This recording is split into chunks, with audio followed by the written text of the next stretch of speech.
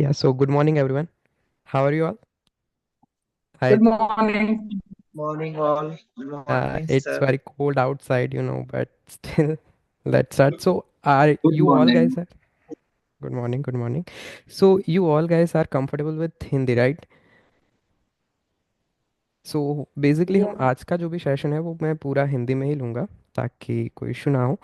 सो सबसे पहला मेरा क्वेश्चन आपसे ये है कि जब भी आप लोग मोबाइल एप्लीकेशन या फिर मोबाइल ऐप डेवलपमेंट सुनते हो तो आपके दिमाग में वो जो पहली चीज़ होती है वो क्या हिट होती है. मतलब मोबाइल ऐप से आपको क्या थिंग्स आते हैं.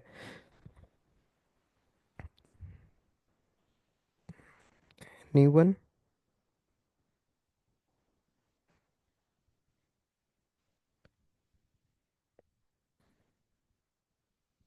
Okay, no problem. So basically mobile app development में आप हर रोज़ अपना मोबाइल तो यूज़ करते हो, राइट. जिसके अंदर एप्लीकेशंस होती है, फॉर एग्जांपल व्हाट्सअप है, इंस्टाग्राम है. तो वो सारी डेवलप करने के लिए हमें वेरियस टेक्नोलॉजी का यूज़ करना पड़ता है. जैसे कि अगर आप आईफोन में कोई भी एप्लीकेशन यूज़ करते हो तो उसे डेवलपमेंट करने के लिए आपको कंपलसरी आईओएस का यूज़ करना पड़ता है, जो एक लैंग्वेज है जो डेवलप एप्पल ने किया है स्पेसिफिकली उनके डिवाइसेस को टारगेट करके. फॉर एग्जांपल आप आईफोन ले लो, आईपैड ले लो, मैक ले लो. तो इन सभी में आपको अगर कोई भी एप्लीकेशन डेवलप करनी है तो आपको स्विफ्ट का यूज़ करना पड़ेगा. सेम वे अगर मेरे को कोई भी एप्लीकेशन एप्पल में सॉरी एंड्रॉयड में डेवलप करनी है तो उसके लिए उन्होंने प्रोवाइड किया है हमें डार्ट लैंग्वेज है. Before that they are providing the java. Using java we are developing the application for android. Same way अगर आपको वेब एप्लीकेशन डेवलप करनी है तो वो भी आप वेरियस टेक्नोलॉजी से कर सकते हो. तो अब ये हो गई इंडिविजुअल टेक्नोलॉजी. फॉर एग्जांपल अगर मेरे को एंड्रॉयड में डेवलप करना है तो मेरे को एंड्रॉयड का जो भी टैग उन्होंने प्रोवाइड किया है वही यूज़ करना पड़ेगा. अगर iOS का करना है तो iOS की लैंग्वेज यूज़ करनी पड़ेगी, उनके टूल्स यूज़ करने पड़ेंगे. तो ये प्रॉब्लम को सॉल्व करने के लिए हमारे पास क्रॉस प्लेटफॉर्म लैंग्वेजेस या फिर क्रॉस प्लेटफॉर्म फ्रेमवर्क्स प्रोवाइड किए हैं, जिसमें से बहुत ही ट्रेंडिंग फ्रेमवर्क है. फॉर एग्जांपल एक आपने जो कल देखा वो था फ्लटर. सेकंड अभी आज आप जो देखोगे रिएक्ट नेटिव. तीसरा है आयोनिक. तो ये प्रॉब्लम को सॉल्व कैसे करते हैं. तो अगर आप नेटिव एप्लीकेशन डेवलप करोगे तो एंड्रॉयड के लिए आपका सेपरेट कोड बेस होगा, iOS के लिए सेपरेट कोड बेस होगा, जिसके लिए आपको दो डेवलपर्स भी यूज़ करने पड़ेंगे. तो एट द एंड ये सारी चीज़ें बहुत ही कोस्ट एफिशिएंट, मतलब बहुत ज़्यादा कोस्ट आती है. Let me share my screen first.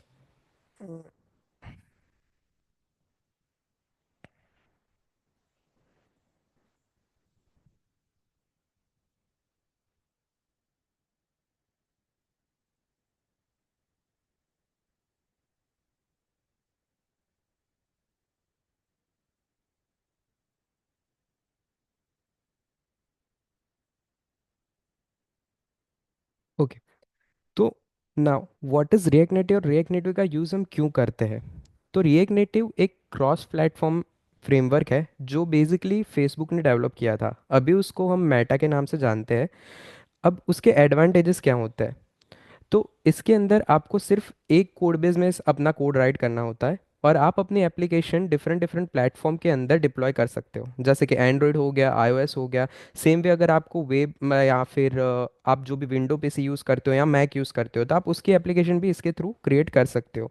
जैसे मैंने बोला कि वो कोस्ट आई मीन एफिशिएंट है. तो इसका मतलब क्या हुआ कि जैसे कि अगर मैं एंड्रॉयड iOS लेता हूँ, फॉर एग्जांपल मेरे एक डेवलपर की सैलरी थी 10,000 रुपीज़. तो अगर मेरे को एंड्रॉयड में डेवलप करना है तो एंड्रॉयड डेवलपर को मेरे को 10,000 देना पड़ेगा. सेम वे अगर मेरे को iOS में डेवलप करना है तो iOS डेवलपर को भी मेरे को 10,000 देना पड़ेगा. तो ये टोटल हो गया मेरा 20,000. अब ये सेम वे अगर ये सेम चीज़ मैं रिएक्ट नेटिव से डेवलप करता हूँ तो इसका सिर्फ मेरे को एक ही डेवलपर लगेगा, जिसका प्राइस मेरे को सिर्फ और सिर्फ 10,000 देना पड़ेगा. तो इस तरह से ये आपका प्राइस भी सेव करता है, आई मीन मनी भी सेव करता है. सेम वे इसका इकोसिस्टम बहुत रीच है. अब इसका मीनिंग ये हुआ कि रिएक्ट नेटिव की जो कम्युनिटी है, डेवलपर कम्युनिटीज, वो लोग आपको बहुत सारी थर्ड पार्टी डिपेंडेंसीज देते हैं. Third party dependency in the meaning कि अगर आपको कुछ भी चीज़ डेवलप करनी है, फॉर एग्जांपल अगर मैं बोलूँ मेरे को एक लॉगिन पेज डेवलप करना था तो उसके अंदर यूज़ होता है एक बटन, टेक्स्ट इनपुट. तो ये सारी चीज़ें वो लोग रेडी रखते हैं, हमें सिर्फ उसका यूज़ करना पड़ता है. उसके लिए हमें पूरा स्क्रैच से कोडिंग नहीं करना पड़ता. ये हम जैसे जैसे कोडिंग करेंगे मैं आपको ये चीज़ डिटेल में समझाऊंगा.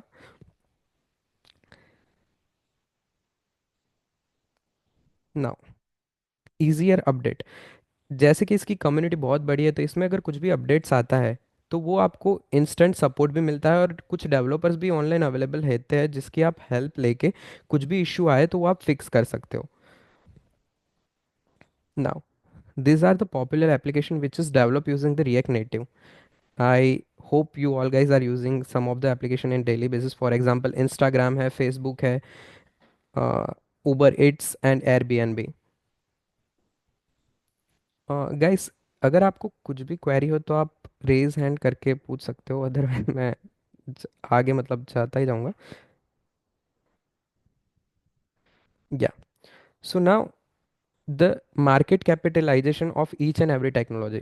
अगर हम कोई भी चीज़ सीख रहे हैं तो हमें ये एटलीस्ट पता होना चाहिए कि उसका मार्केट कैप क्या है.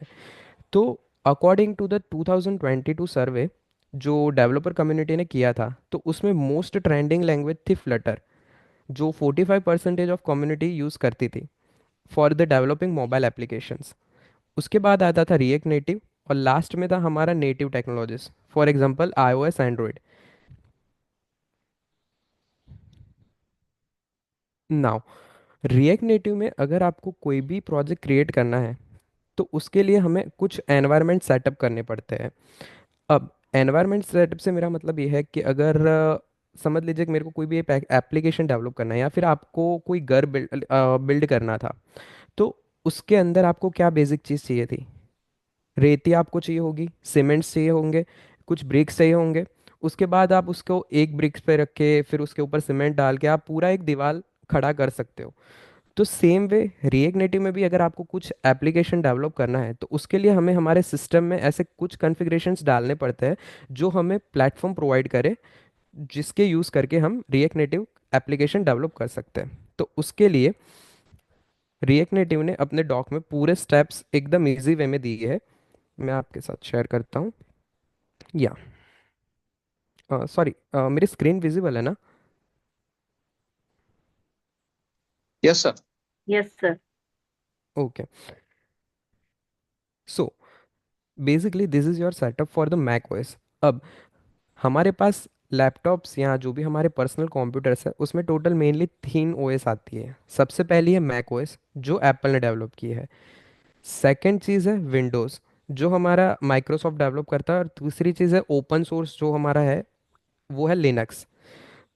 तो रिएक्ट नेटिव डेवलप के लिए असेंशियल है कि अगर आपके पास मैक ओएस होगा तो ही आप प्रॉपर डेवलपमेंट कर पाओगे, क्योंकि अगर आप कोई भी एप्लीकेशन डेवलप करते हो तो वो आईओएस में भी होगी, एंड्रॉयड में भी होगी. और अगर आपको iOS एप्लीकेशन का कुछ भी डिबगिंग करना है या फिर कुछ चेक करना है तो वो सिर्फ और सिर्फ आप मैक में ही कर पाओगे. इसको आप ना विंडो में टेस्ट कर पाओगे ना ही आप लिनक्स में टेस्ट कर पाओगे. तो बेसिकली ये हमारे लिए बहुत ही एसेंशियल है कि हम हमारे पास कोई मैक हो, मैक मिनी हो. तो अब उसके अंदर सेटअप कैसे होता है, तो सबसे पहले हम iOS का सॉरी एंड्रॉयड का सेटअप देखते हैं. नाउ अगर मेरे को Mac, are you familiar with the Mac, और या फिर मैं मैक में भी कैसे सेटअप होता है वो भी बताता हूँ.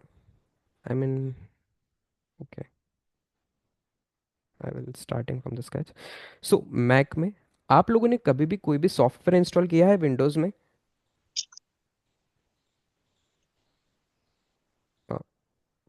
Yes, sir. ओके, तो उसमें बेसिकली क्या होता है, आप कोई भी एक फाइल होती है एग्जीक्यूटेबल फाइल जो आप कहीं से डाउनलोड करते हो और उसको आप इंस्टॉल करते हो, राइट. और कुछ चीज़ ऐसी होती है जो आप कमांड से भी कर सकते हो. आप इधर वो पावर सेल यूज़ कर लेते हो या फिर आप अपना CMD यूज़ करते हो. तो सेम वे iOS के अंदर वो लोग हमें प्रोवाइड करते हैं टर्मिनल. अब टर्मिनल सेम काम करता है जैसे हमारा कमांड लाइन टूल यूज़ करता है, या फिर आप CMD बोलो या पावर शेल ही बोल दो. तो इसके अंदर मैं कमांड्स हिट कर सकता हूँ, और उसका यूज़ करके मैं कोई भी पैकेजेस या कुछ भी मेरे को मेरे लोकल सिस्टम में डाउनलोड करना हो तो मैं कर सकता हूँ. तो नाउ यहाँ पे उन्होंने कुछ कमांड दी है. अब ये जो ब्रू है ना, ये ब्रू बेसिकली एक ऑनलाइन टूल है जिसका यूज़ करके मैं कोई भी पैकेजेस डाउनलोड कर सकता हूँ मेरे मैक में. तो नाउ सबसे पहले उन्होंने बोला है हमें इंस्टॉल करने के लिए नोड. अब नोड उन्होंने क्यों बोला, बेसिकली नोड एक पैकेज मैनेजर है जो हमें सारी सिस्टम की कॉन्फ़िगरेशन प्रोवाइड, सॉरी, सारे रिएक्ट नेटिव के कॉन्फ़िगरेशन प्रोवाइड करता है. जैसे कि अगर मेरा रिएक्ट नेटिव का कोई भी एक प्रोजेक्ट क्रिएट करना है, मैं आपको एक सैम्पल प्रोजेक्ट अभी के लिए दिखाता हूँ।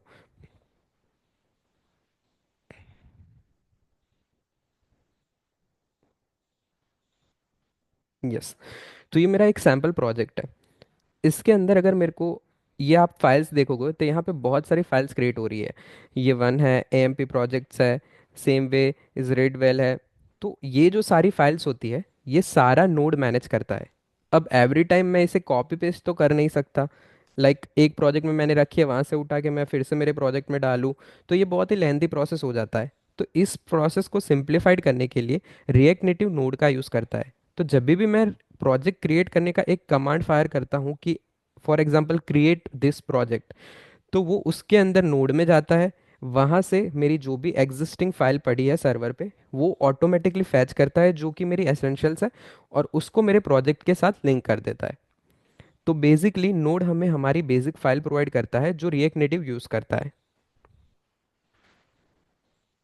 ये आपको क्लियर है? इसमें कोई क्वेश्चन है आपको?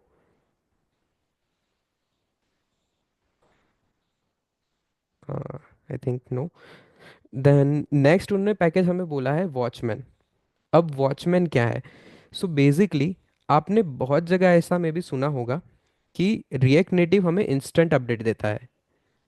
अब इंस्टेंट अपडेट क्या होता है, उसका मैं आपको एक स्मॉल डेमो देता हूँ जो नेटिव एप्लीकेशन में होता है और रिएक्ट नेटिव में होता है।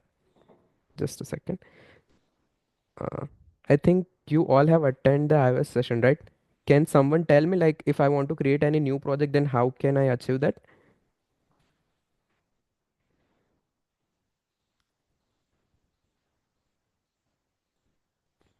No one. Okay. So for create Swift का जो भी एक्सकोड का नया प्रोजेक्ट है iOS का, वो क्रिएट करने के लिए हमें एक्सकोड टूल की यूज़ करनी पड़ती है, जिसके अंदर क्रिएट न्यू प्रोजेक्ट का ऑप्शन है। उस पर आप टैप करोगे तो वो आपको कुछ क्वेश्चन पूछेगा कि आपको ऐप चाहिए, डॉक्यूमेंट ऐप चाहिए या गेम चाहिए। तो अभी के लिए हम एक सिंगल पेज एप्लीकेशन ले लेते हैं। उसके अंदर हम यूज़ करेंगे टैग स्विफ्ट, जिसमें स्टोरेज होगा, मेरा पर्सनल टीम, प्रोजेक्ट का name.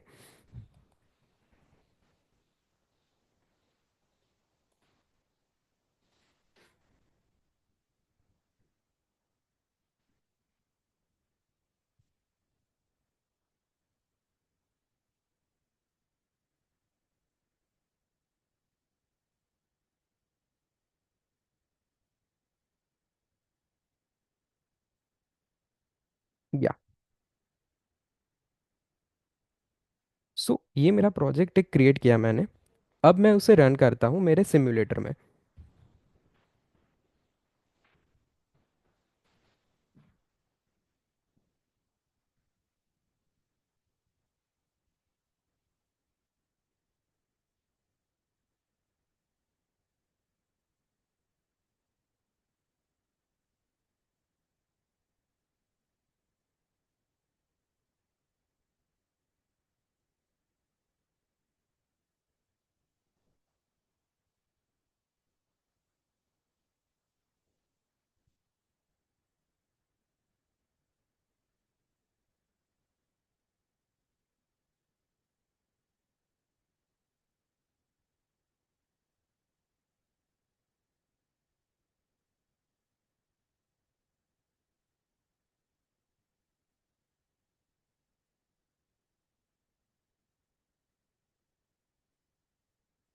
Sorry, it will take only 1 minute.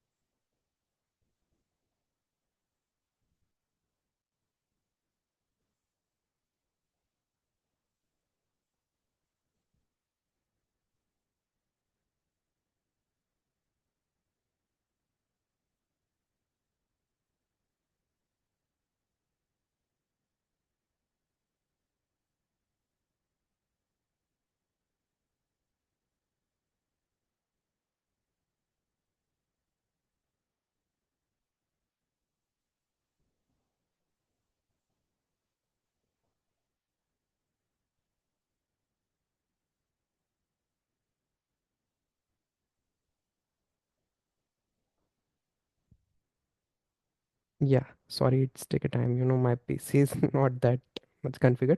So you can see there is one text hello world, right? अब अगर इसको मेरे को नेटिव में चेंज करना है और यहाँ पे मैं चेंज करूँगा कि good morning team, and if अगर मैं यहाँ पे इसे सेव करता हूँ तो यहाँ पे कोई भी रिफ्लेक्ट नहीं आया। और अगर मेरे को ये रिफ्लेक्शन चाहिए मेरी एप्लीकेशन में, तो मेरे को इसे कंपलसरी रीरन करना पड़ेगा, which is very tedious process. जो आपने देखा कि मैंने इसको रन करने को रखा तो इसने अप्रोक्स 2 मिनट मेरे बिगाड़े, राइट? और उसके बाद जाके वो रन होता है। तो ये जो इश्यू था उसका रिएक्ट नेटिव ने हमें एक सॉल्यूशन दिया। अब उन्होंने ऐसा वे प्रोवाइड किया कि मैं यहाँ पे जो भी मेरा टेक्स्ट है वो जैसे ही मैं लिखूंगा उसका इंस्टेंट अपडेट मेरे को मेरे ये मोबाइल एप्लीकेशन में मिलेगा। जिससे हमें एक एडवांटेज मिलता है कि जो भी हमारा डिबगिंग या फिर रनिंग का टाइम था वो हमारा बच जाएगा। क्योंकि अगर अभी भी आप देखोगे, यहाँ पे मैंने इस पे रन करने को मतलब मेरा एप्लीकेशन रन करने को रखा है, तो अभी भी ये मेरा 1 या 2 मिनट ले रहा है, और लॉन्च होने में भी अभी वो 1 और 2 मिनट लेगा। तो डेवलपर के परस्पेक्टिव से ये टाइम बहुत ज़्यादा होता है। एक छोटे से चेंज के लिए जिसको मेरे को चेक करना है तो मेरे को 5 मिनट वेट करना पड़ता है, तब जाके वो रिफ्लेक्ट होता है। तो रिएक्ट नेटिव ये टाइम बहुत कम कर देता है। कम ही नहीं, वो हमें इंस्टेंट अपडेट देता है। तो ये एक बेसिक एडवांटेज था हमारा रिएक्ट नेटिव का। नाउ वो कैसे करता है, वो जब भी हम प्रोजेक्ट क्रिएट करेंगे मैं आपको उसका ब्रीफ ओवरव्यू दूंगा कि वो कैसे वर्क करता है। तो नोड जो भी हमारा था पैकेज मैनेजर, वो हमें सारी ये फंक्शनलिटी देता है ना। Back to environment setup.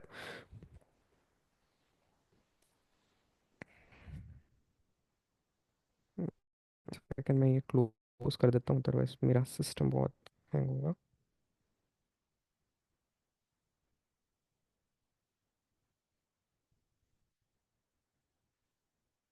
या तो ये जो अभी मैंने आपको बोला कि रिएक्ट नेटिव इंस्टेंट अपडेट देता है या फिर कुछ भी कैसे वो पूरा मैकेनिज्म जो कैसे हैंडल होता है वो पूरी थिंग ये वॉचमैन हमें प्रोवाइड करता है।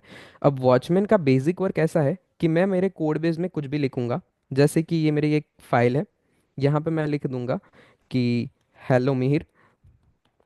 तो वॉचमैन इसके ऊपर वॉच रखेगा, जैसा उसका नाम है वैसा उसका काम है। वो उसके ऊपर वॉच रखेगा। यहाँ से जो भी मेरा कोड लिखूंगा या फिर इसमें कुछ भी चेंजेस करूंगा वो सारा मेरा अपडेट होगा मेरे कोड में। तो ये जो इंस्टेंट अपडेट वाला जो मैकेनिज्म है ना, वो हैंडल वॉचमैन करता है। तो ये दोनों पैकेज एसेंशियल है हमारे रिएक्ट नेटिव के लिए, जो हमें इंस्टॉल करने पड़ते हैं बिफोर द डेवलपमेंट। ठीक है। Any query related to this?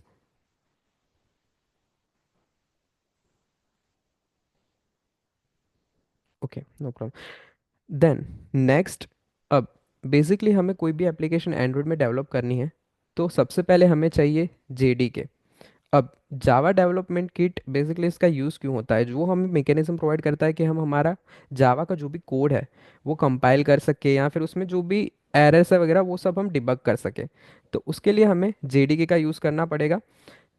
Next उसका एनवायरनमेंट सेटअप करना पड़ेगा, जो हम टर्मिनल में करेंगे। और एंड्रॉयड स्टूडियो डाउनलोड करना पड़ेगा। अब इसका यूज़ होता है कि हमें ये बेसिकली एक आईडी है। आईडी मतलब कि इंटीग्रेटेड डेवलपमेंट एनवायरनमेंट, जिसके अंदर मैं मेरे एंड्रॉयड का कोड करूँगा, उसे कंपाइल करूँगा, ऑल्सो उसे रन भी करूँगा यूजिंग एमुलेटर। अब एमुलेटर एक वर्चुअल एनवायरनमेंट है जिसमें मैं मेरी कोई भी एप्लीकेशन को रन कर सकता हूँ और उसे टेस्ट कर सकता हूँ कि जब भी वो पूरी क्रिएट हो जाएगी तो वो कैसे दिखेगी। I hope everyone may be have use this, right?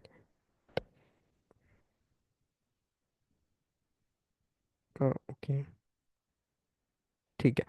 तो ये हो गया हमारा एंड्रॉयड स्टूडियो। तो यहाँ से इतनी कॉन्फ़िगरेशन हमें करनी होती है: एनवायरनमेंट वेरिएबल का setup, Android studio installation, also सबसे पहले जो हमारा मेन एसेंशियल स्टेप था, नोड एंड वॉचमैन को इंस्टॉल करना पड़ता है एंड्रॉयड के लिए।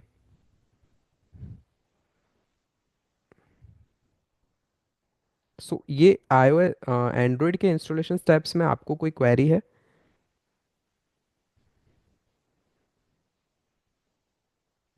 ओके, नाउ नेक्स्ट, ये हो गया हमारा एंड्रॉयड का। अब iOS में कैसे सेटअप करें? तो ये दोनों चीज़ तो बेसिक रहेगी, ये हमें अगेन एंड अगेन करने की ज़रूरत नहीं पड़ती, ये सिर्फ एक मतलब वन टाइम प्रोसेस है जो एक बार आपने कर दिया तो ये डन। देन नेक्स्ट है एक्स कोड। तो अब एक्स कोड क्या है? एक्स कोड बेसिकली आईडी है, जैसे हमारा एंड्रॉयड स्टूडियो होता है वैसे ही एप्पल ने एक आईडी प्रोवाइड किया है एक्स कोड, जिसके अंदर हम हमारी सारी आईओएस की, मैक ओएस की एप्लीकेशंस डेवलप कर सकते हैं। तो सेम वे इसको अगर आपको इंस्टॉल करना है, तो आपके पास मैक हो या फिर मैक मिनी हो तो उसमें ऐप स्टोर आता है।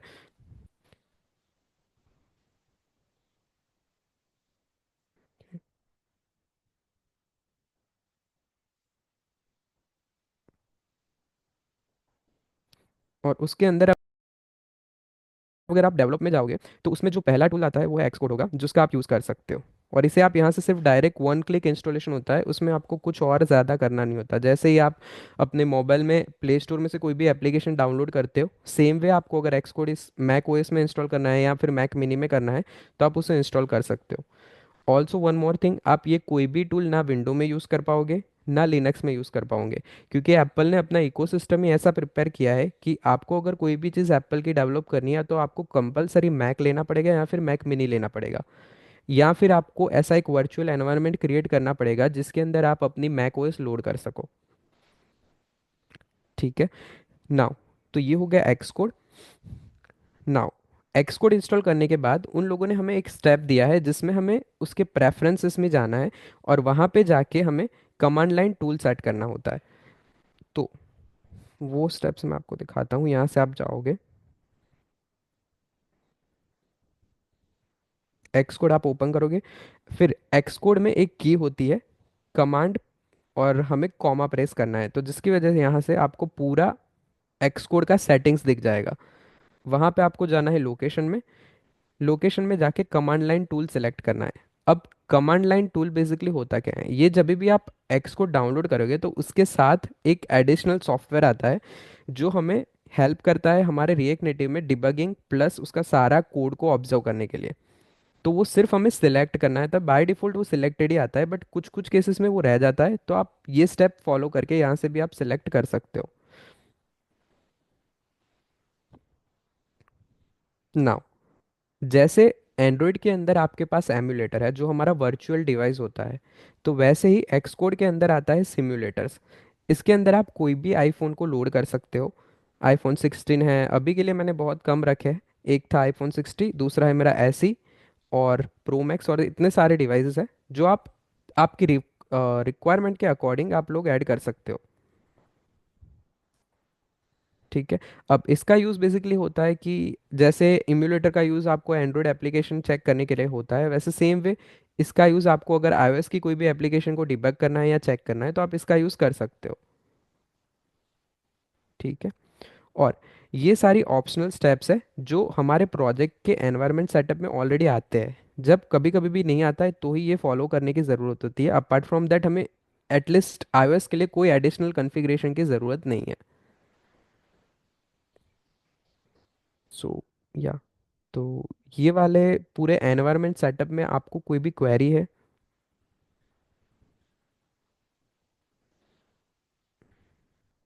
इफ़ आपको कोई भी क्वेरी हो तो आप अपना हैंड रेज भी कर सकते हो।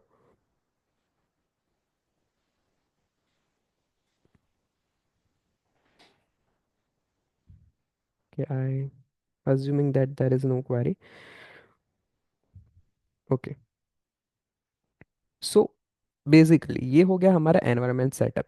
अब इसकी ज़रूरत क्यों होती है? अब ऑब्वियस है, अगर मेरे को कुछ भी रन करना है तो विदाउट सेटअप में कुछ भी कर नहीं सकता। तो एनवायरनमेंट सेटअप करने के बाद हमारा नेक्स्ट स्टेप आता है कि हमें एक नया प्रोजेक्ट क्रिएट करना है रिएक्ट नेटिव का। तो रिएक्ट नेटिव का नया प्रोजेक्ट क्रिएट करने के लिए हमारा एक कमांड है जो वो लोग उनकी डॉक में सब कुछ वेल मैनेज्ड है। यस। तो ये हमारा बेसिकली कमांड है। अब npx क्या है, जो मैंने आपको बोला कि रिएक्ट नेटिव नोड के पैकेज मैनेजर यूज़ करता है, तो npx नोड का एक कमांड है जिसका यूज़ करके हम हमारी नए एप्लीकेशन को क्रिएट कर सकते हैं। अब रिएक्ट नेटिव में बेसिकली आपको कोई भी एप्लीकेशन क्रिएट करनी हो या फिर कोई नया प्रोजेक्ट क्रिएट करना हो तो वो आप दो तरीके से कर सकते हो। पहला, आप एक्सपो यूज़ कर सकते हो, और दूसरा है रिएक्ट नेटिव CLI। अब रिएक्ट नेटिव CLI क्या है और एक्सपो क्या है? तो बेसिकली रिएक्ट नेटिव एक्सपो एक फ्रेमवर्क है। अब फ्रेमवर्क का मीनिंग ये होता है कि वो आपको कुछ ऐसे डिफ़ॉल्ट कॉन्फ़िगरेशन है जो प्री बिल्ड देता है, जिसको आपको एडिशनली ऐड नहीं करना पड़ता है। अगर मैं रियल लाइफ एग्जांपल आपको दूँ तो आप कप नूडल्स खाते हो जो इंस्टेंट होते हैं, रेडी टू यूज़। उसके अंदर आपको सिर्फ जो पैकेट्स आते हैं हमारे, जैसे कि उसके वेजिटेबल के पैकेट्स, फिर उसके अंदर सॉस डाल दो, फिर गर्म पानी डाल के यूज़ करके खा लो। तो सेम चीज़ एक्सपो भी हमें प्रोवाइड करता है। वो हमें एसेंशियल चीज़ें पहले से ही डाल के दे देता है, और उसका हमें again and again for example scratch से डेवलपमेंट नहीं करना पड़ता। नाउ दूसरी चीज़ है CLI। अब एक्सपो जब भी मैं यूज़ करता हूँ तो उसकी कुछ लिमिटेशंस है। बेसिकली रिएक्ट नेटिव जो होता है वो एक ब्रिज फाइल क्रिएट करता है एंड्रॉयड एंड iOS के बीच में। उसका हम यूज़ करके कोई भी कंपोनेंट शो करते हैं। तो एक्सपो में ये लिमिटेशंस आ जाती है कि हम कुछ भी खुद से क्रिएट नहीं कर सकते। बट अब समझ लीजिए हमारी कोई भी ऐसी एक फंक्शनैलिटी आएगी जहाँ पे मेरे को ऐसा करना था कि मेरे को एक ML ट्रेन करना था, जो मेरा कोई भी इमेज मैं उसे प्रोवाइड करूँ जिसका बैकग्राउंड क्लियर करके मेरे को दे। तो यहाँ पे एक्सपो आपको हेल्प नहीं कर पाएगा क्योंकि ऐसी कोई फंक्शनैलिटी उसके पास है ही नहीं। तो अब इस केस में हमें कुछ नेटिव कोड भी करने पड़ेंगे। Native code in the sense कि मेरे को स्विफ्ट में कुछ कोड करने पड़ेंगे जो कि लैंग्वेज है iOS यूज़ करता है, और कोटलिन में भी कुछ कोड करना पड़ेगा जो एंड्रॉयड यूज़ करता है। तो ये फंक्शनैलिटी हमें CLI में बहुत ही इजीली मिल जाएगी, और उसका यूज़ करके हम एक ऐसा कंपोनेंट क्रिएट कर सकते हैं जो हम रिएक्ट नेटिव में यूज़ कर सके। यानी कि मैं CLI में कोई भी कस्टम कंपोनेंट क्रिएट कर सकता हूँ और उसका यूज़ कर सकता हूँ। तो ये दोनों एक मेजर डिफरेंस था between Expo and CLI।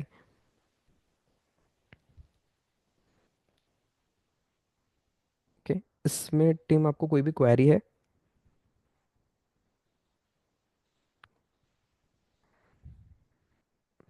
Think no.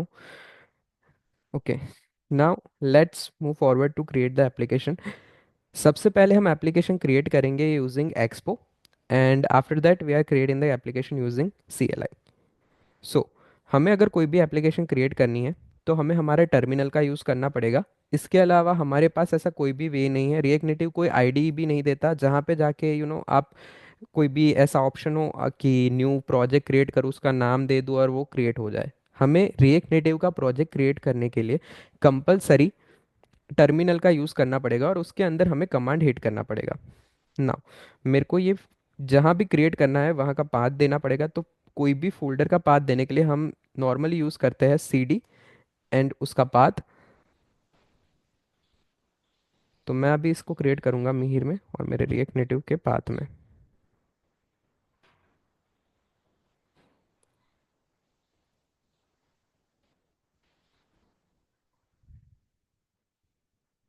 ना, इज इट विजिबल या ये आपको बहुत छोटा दिख रहा है? Please let me know if it.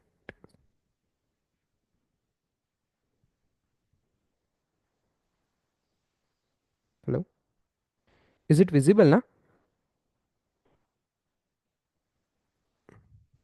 Okay, okay. Now इसको अब हम थोड़ा सा सेपरेट करते हैं और ईच एंड एवरी पार्ट को थोड़ा समझते हैं कि npx क्या है। अब npx जैसे मैंने बोला कि वो नोड का एक कमांड है जो हमें टेम्पररी ऐसी फंक्शनलिटी देता है कि जो परमानेंट यूज़ नहीं होता, बट टेम्पररी उसका यूज़ करके हम कोई भी चीज़ डाउनलोड कर सकते हैं। नाउ नेक्स्ट उन्होंने दिया है क्रिएट एक्सपो। यानी कि इसका मतलब ये होता है कि हम हमारा प्रोजेक्ट क्रिएट करने के लिए एक्सपो का यूज़ करेंगे, एंड देन उन्होंने दिया है @लेटेस्ट, मतलब कि वो एक्सपो का लेटेस्ट वर्जन यूज़ करेगा। अगर यहाँ पे मेरे को कोई स्पेसिफिक पुराना वर्जन भी यूज़ करना है तो भी मैं दे सकता हूँ, फॉर एग्जांपल 12.0। तो वो एक्सपो का 12 वर्जन यूज़ करेगा और हमारा प्रोजेक्ट क्रिएट करेगा।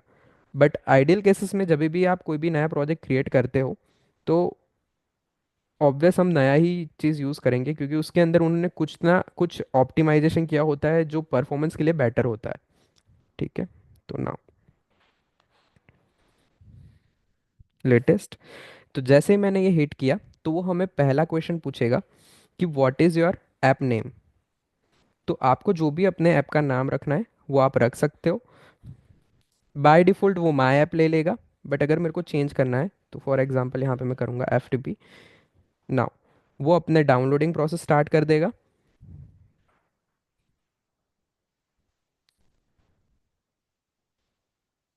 और जैसे ये कमांड हिट होगा आप देख सकते हो यहाँ पे डायरेक्टरी में एक फोल्डर ऑटोमेटिक क्रिएट हो गया, जिसका नाम जो मैंने ऐप का नाम दिया था वही आ गया। उसके अंदर ये सारी फाइल्स डाउनलोड होनी स्टार्ट हो जाएगी। ऐप है, ऐप डॉट जेसन है। अब ये फाइल बेसिकली सारी आती है हमारी नोड में से, जो हमारा नोड पैकेज मैनेजर है वहीं से ये सारी फाइल्स डाउनलोड करता है और यहाँ पे धीरे धीरे सेव करना स्टार्ट कर देगा। डन। तो ये हमारा प्रोजेक्ट क्रिएट हो गया। अब जैसे ही ये प्रोजेक्ट क्रिएट होता है उन्होंने कुछ बेसिक इन्फॉर्मेशन दी है कि अगर आपको प्रोजेक्ट रन करना हो तो आप अपनी डायरेक्टरी में चले जाओ, वहाँ पे जाके सबसे पहले कमांड आप हिट करो npm स्टार्ट रन। अगर आपको एंड्रॉइड में रन करना है तो npm रन एंड्रॉइड, iOS में रन करना है तो npm रन iOS। तो अब हम ये प्रोजेक्ट रन करते हैं।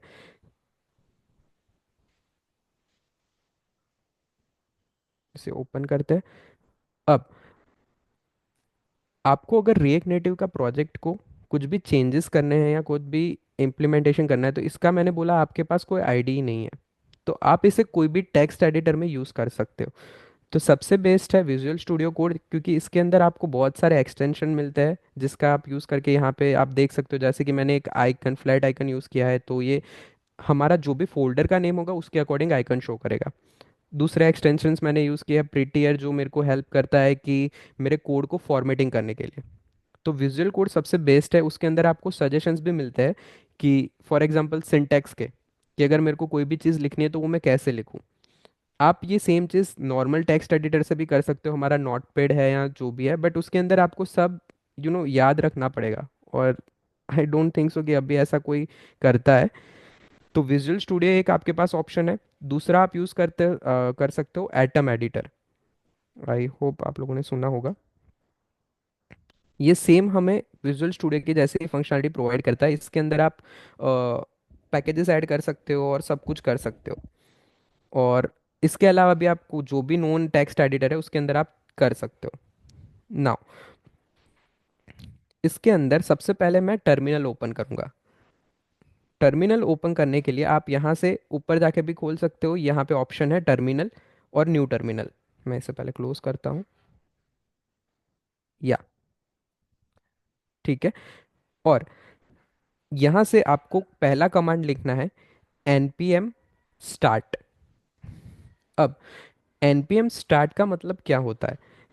मेरे को मेरा रिएक्ट नेटिव का कोई भी प्रोजेक्ट अगर रन करना है, will VS Code also work for this? Sorry ma'am, actually I didn't get your question.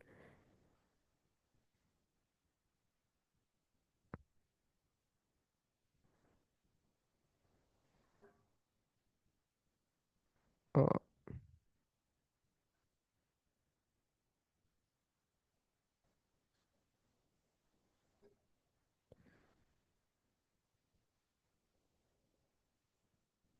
okay, you want to know about text? So basically atom is also text editor. I can show you.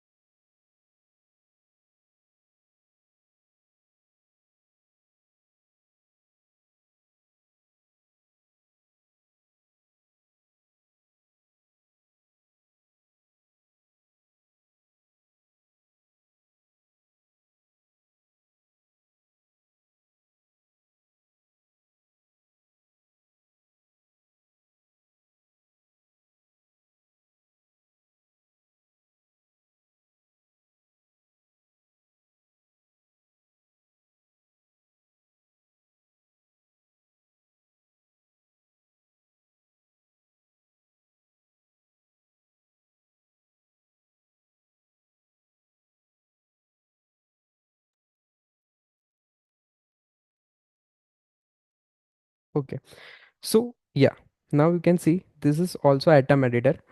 So Atom same एक editor ही है, text editor है, जो आपको ये same मतलब होता है ना कि आप कोई भी कोड चेंज कर सकते हो और सब कुछ कर सकते हो, जिसके अंदर एक्सटेंशन भी ऐड कर सकते हो। जस्ट अ सेकेंड, ये ओपन हो रहा है।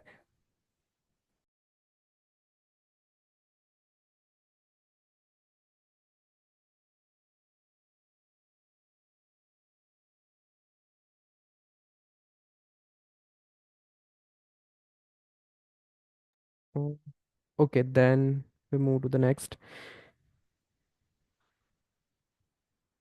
Yup. So back to React Native, हमारा पहला कमांड है npm start। अब npm बेसिकली इसका मतलब ये होता है कि हमें कोई भी प्रोजेक्ट रन करना है। आपने में भी बहुत सारे प्रोजेक्ट बैकएंड के रन किए होंगे, तो उसमें हम कैसा करते हैं कि हम अपाचे यूज़ करते हैं या फिर हम जैम्प यूज़ करते हैं। उसके अंदर हम सर्वर स्टार्ट करते हैं और उसके बाद हमारा एग्जीक्यूशन स्टार्ट होता है। तो सेम वे अगर मेरे को मेरा रिएक्ट नेटिव का प्रोजेक्ट रन करना है, तो सबसे पहले मेरा सर्वर स्टार्ट करना पड़ेगा। तो उसके लिए मैं मेरा सर्वर स्टार्ट करने के लिए ये कमांड है npm start। और you can also use npm expo start। तो ये इन दोनों में से कोई भी कमांड का यूज करके आप स्टार्ट कर सकते हो। नाउ जैसे ही मैंने ये स्टार्ट किया, तो आप यहाँ पे जैसे ही वो रेडी हो जाएगा तो आपको कुछ इस तरह की इंफॉर्मेशंस आ जाएगी, जिसमें आपको वो बोलेंगे कि अगर आपको वेब में कोई भी प्रोजेक्ट कर रन करना है तो आप ये यूआरएल यूज़ करके उसे कर सकते हो। तो सबसे पहले हम वेब में यूज़ कर देखते हैं कि इसका आउटपुट क्या होता है।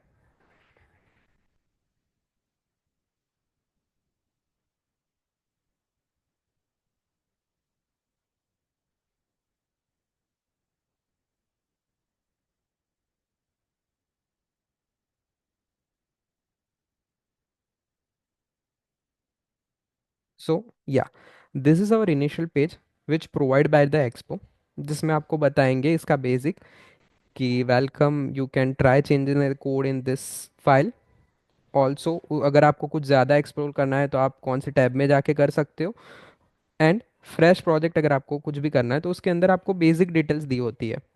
तो ये हमारा था इनिशियल व्यू जो वेब में लोड होगा। अब इसे हम रन करते हैं iOS और एंड्रॉयड में। तो उसके लिए उन लोगों ने यहाँ पे कमांड्स दिया है कि अगर आपको iOS और एंड्रॉयड में रन करना है तो आपको सिंपली एक की प्रेस करनी है, जो है आई, जो iOS में रन करने के लिए यूज़ होगा। और अगर आपको एंड्रॉयड में यूज़ करना है तो आपको सिर्फ ए प्रेस करना होगा। तो सबसे पहले हम iOS में रन करते हैं। तो now I am pressing the key आई।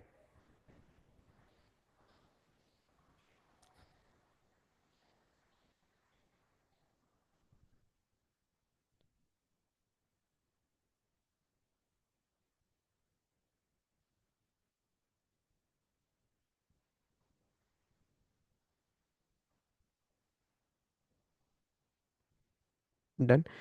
तो आप देख सकते हो कि सेम जो हमारा आउटपुट वेब में था वैसा ही आउटपुट आपको यहाँ पे भी मिल गया, बट रिस्पॉन्सिव वे में। मतलब कि iOS की स्क्रीन साइज जो होती है उसमें जो भी मेरा कंटेंट फिट होगा उसके अकॉर्डिंग उन्होंने मैनेज कर लिया। तो सेम टू सेम यहाँ पे अगर मैं एक्सप्लोर पे टैप करूंगा तो ये मेरे को डिटेल्स देगा कि आपको अगर कुछ फ्यूचर में लर्न करना है तो आप कहाँ से कर सकते हो। नाउ सेम वे एंड्रॉइड में रन करते हैं तो उसके लिए मेरे को सिंपल ए प्रेस करना होगा, तो वो मेरे एमुलेटर में रन हो जाएगा।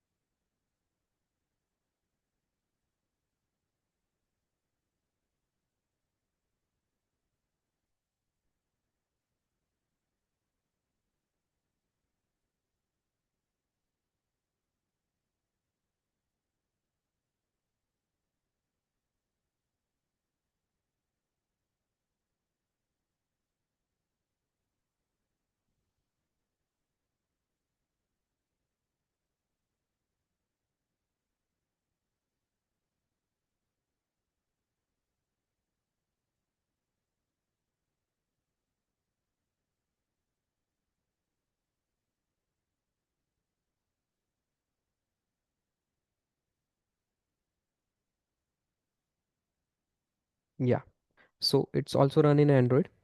सो आप ये देख सकते हो कि मेरा सिर्फ एक कोड बेस था जिसका मैंने रन किया एंड्रॉयड में प्लस iOS में, ऑल्सो वेब में।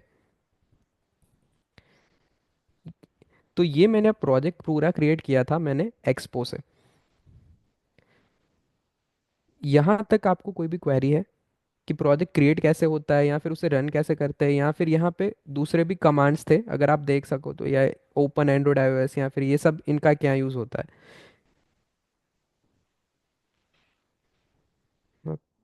क्वेरीज। ओके।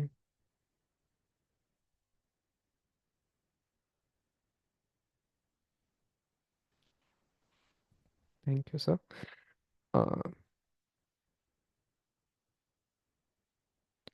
तो बेसिकली ये हमारा एक प्रोजेक्ट मैंने क्रिएट किया था एक्सपो से जो हमें विद फ्रेमवर्क देता है। नाउ हम दूसरा यूज़ करते हैं जो मैंने बोला था कि CLI से कैसे होता है। अब बिफोर दैट मैंने जब भी हमारा सेशन स्टार्ट किया तो मैंने रिएक्ट नेटिव का एक एडवांटेज बताया था, जो क्या था?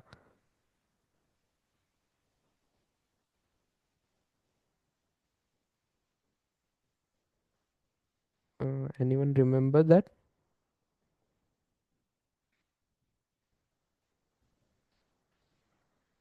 नो?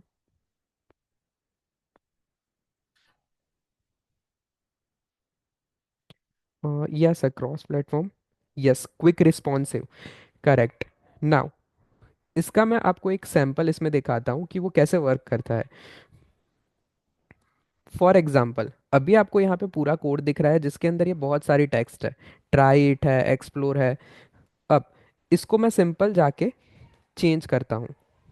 जैसे कि मेरा स्टेप 1 है, उसको मैं करता हूँ ट्राई इट को चेंज करके स्टेप 1 वेलकम टू वर्ल्ड, और इसको मैं सिर्फ सेव करूँगा। और आप यहाँ पे देखो तीनों जगह पे इंस्टेंट इसका रिफ्लेक्शन आ गया। और अब आप सोचो कि अगर ये सेम चीज़ मैंने जब पहले एक्सकोड प्रोजेक्ट क्रिएट किया था उसमें मैंने चेंज किया था और इसे रिफ्लेक्शन लाना था तो मेरे को 5 मिनट लग गए थे। तो ये एक मेन एडवांटेज है हमारे रिएक्ट नेटिव का कि आप जैसे ही कुछ भी कोड लिखते हो और उसे सेव करते हो उसका आपको इंस्टेंट इफेक्ट मिलेगा। क्लियर? नाउ अब जाते हैं हम नेक्स्ट पॉइंट पे। Okay. Yeah also it's a cost saving, you can देख सकते हो कि मैंने तीनों चीज़ सिर्फ एक से क्रिएट करी। मैंने तो आपको सिर्फ वो बोला, दो ही चीज़ बोली थी, मोबाइल एप्लीकेशन जो एंड्रॉयड में बनेगी और iOS में बनेगी, बट आप इसका यूज़ करके वेब में भी कर सकते हो। तो आपका अब 30,000 का जो भी काम था वो सिर्फ 10,000 में हो रहा है। तो डेफिनेटली कोई भी अगर क्लाइंट होगा या बिजनेस एग्जीक्यूटिव होगा तो वो रिएक्ट नेटिव का ही सजेस्ट करेगा या फिर फ्लटर का सजेस्ट करेगा। नाउ अब हम दूसरे वे से क्रिएट करते हैं जो है CLI। तो उसके लिए हमारा एक कमांड है npx react native init and उसके बाद प्रोजेक्ट नेम, जिसकी पूरी डिटेल्स आप यहाँ पे भी देख सकते हो। उन्होंने यहाँ पे दिया हुआ है कि अगर आपको एक्सपो यूज़ नहीं करना है तो आप कैसे क्रिएट करोगे। तो ये रहा, इसका आप यूज़ करोगे सेम। अगर मेरे को प्रोजेक्ट क्रिएट करना है तो मेरे को कंपलसरी टर्मिनल में जाना पड़ेगा, वहाँ पे मेरे को कमांड हिट करना पड़ेगा। इनिट दैट मीन्स की इनिशियलाइजेशन, और रिएक्ट नेटिव CLI मतलब कि जो कम्युनिटी, रिएक्ट नेटिव की कम्युनिटी ने हमें जो एनवायरनमेंट दिया है उसका यूज़ करके हम प्रोजेक्ट क्रिएट कर रहे हैं। इनिट के बाद जो भी हमारा नाम होगा वो प्रोजेक्ट का नाम आएगा। यहाँ पे हम रख रख देते हैं FDP Demo 2। बट अगर आप CLI यूज़ करते हो तो आपने देखा था एक्सपो का प्रोजेक्ट क्रिएट होने में मेरे को सिर्फ 30 या 40 सेकंड लगे थे। सेम वे अगर मैं CLI यूज़ करूँगा तो ये थोड़ा ज़्यादा टाइम लेगा, क्योंकि वो अभी आपका पूरा एंड्रॉयड का भी सेटअप करेगा, iOS का भी सेटअप करेगा, और उसके बाद आपको पूरी डिटेल्स देगा। और ऑल्सो अगर आप CLI यूज़ कर रहे हो तो उसमें आपको कोई भी वेब का सपोर्ट नहीं मिलेगा। उसके लिए आपको एडिशनली खुद कॉन्फ़िगरेशन फाइल्स ऐड करनी पड़ती है, और तब जाके वो रन होता है। ठीक है। नाउ आप देख सकते हो ये थोड़ा टाइम लेगा। यहाँ पे लिख रहा है कि इंस्टॉलिंग डिपेंडेंसी, दैट मीन्स कि वो एंड्रॉयड और iOS की डिपेंडेंसी यूज़ करेगा। ओके। नाउ ये हमें एक क्वेश्चन पूछता है कि do you want to install CocoaPods now. तो कोका पुट्स बेसिकली होते क्या है? तो जैसे हम रिएक्ट नेटिव में अगर मेरे को कोई भी फाइल जो प्री बिल्ट है उसे यूज़ करना होता है तो मैं नोड का यूज़ करता हूँ। तो सेम वे अगर मेरे को iOS में कुछ भी जो प्री डिफाइंड पैकेजेस है उसका यूज़ करना होता है तो मेरे को कोका पोर्ट्स का यूज़ करना पड़ेगा। तो यस, ऑब्वियस मेरे को यूज़ करना पड़ेगा। तो जैसे मैं यस प्रेस करूंगा वो रूबी का यूज़ करके हमारे पैकेजेस इंस्टॉल करेगा। अब रूबी एक लैंग्वेज है जो कोका पोर्ट्स जो भी डेवलप हुआ है वो उसके बेसिस पे हुआ है और उसी के अंदर हमारे सारे पैकेजेस स्टोर होता है। ऑल्सो जैसे मैंने बोला वो खुद भी यहाँ पे आपको बता देंगे कि आपको यहाँ पे थोड़ा वेट करना पड़ेगा।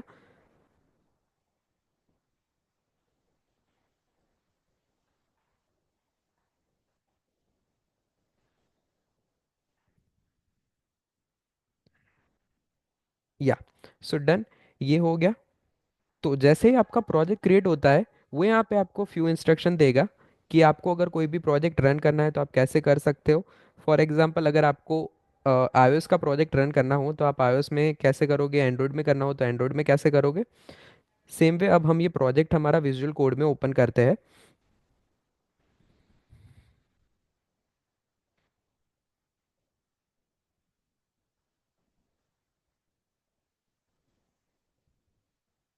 यप, अब मैं ये दोनों फाइल्स साइड बाय साइड रखूंगा मेरे दोनों प्रोजेक्ट्स को। और इसका आप डिफरेंस देखना कि अगर मैं CLI यूज़ करता हूँ तो इसके अंदर कितनी फाइल्स आती है और एक्सपो यूज़ करता हूँ तो उसके अंदर कितनी फाइल्स आती है। या तो ये जो लेफ्ट साइड वाला है वो मेरा एक्सपो का प्रोजेक्ट है और राइट साइड वाला है वो मेरा CLI से क्रिएट किया हुआ प्रोजेक्ट है। तो यहाँ पे आप देख सकते हो कि उन्होंने सारी अननेसेसरी फाइल लेफ्ट साइड जो एक्सपो ने क्रिएट किया है प्रोजेक्ट उसके अंदर से सारी फाइल उन्होंने एलिमिनेट कर दी है। जैसे कि यहाँ पे आप देख सकते हो बेबल कन्फिग है, वॉचमैन कन्फिग है, मेट्रो कन्फिग है, जो हमें दिखाने की ज़रूरत नहीं है, वो ऑलरेडी हमारे प्रोजेक्ट के साथ आती है। तो एक्सपो से मैं जब भी कोई भी प्रोजेक्ट क्रिएट करूंगा तो आपका प्रोजेक्ट का जो स्ट्रक्चर होता है वो वेल मैनेज्ड होता है।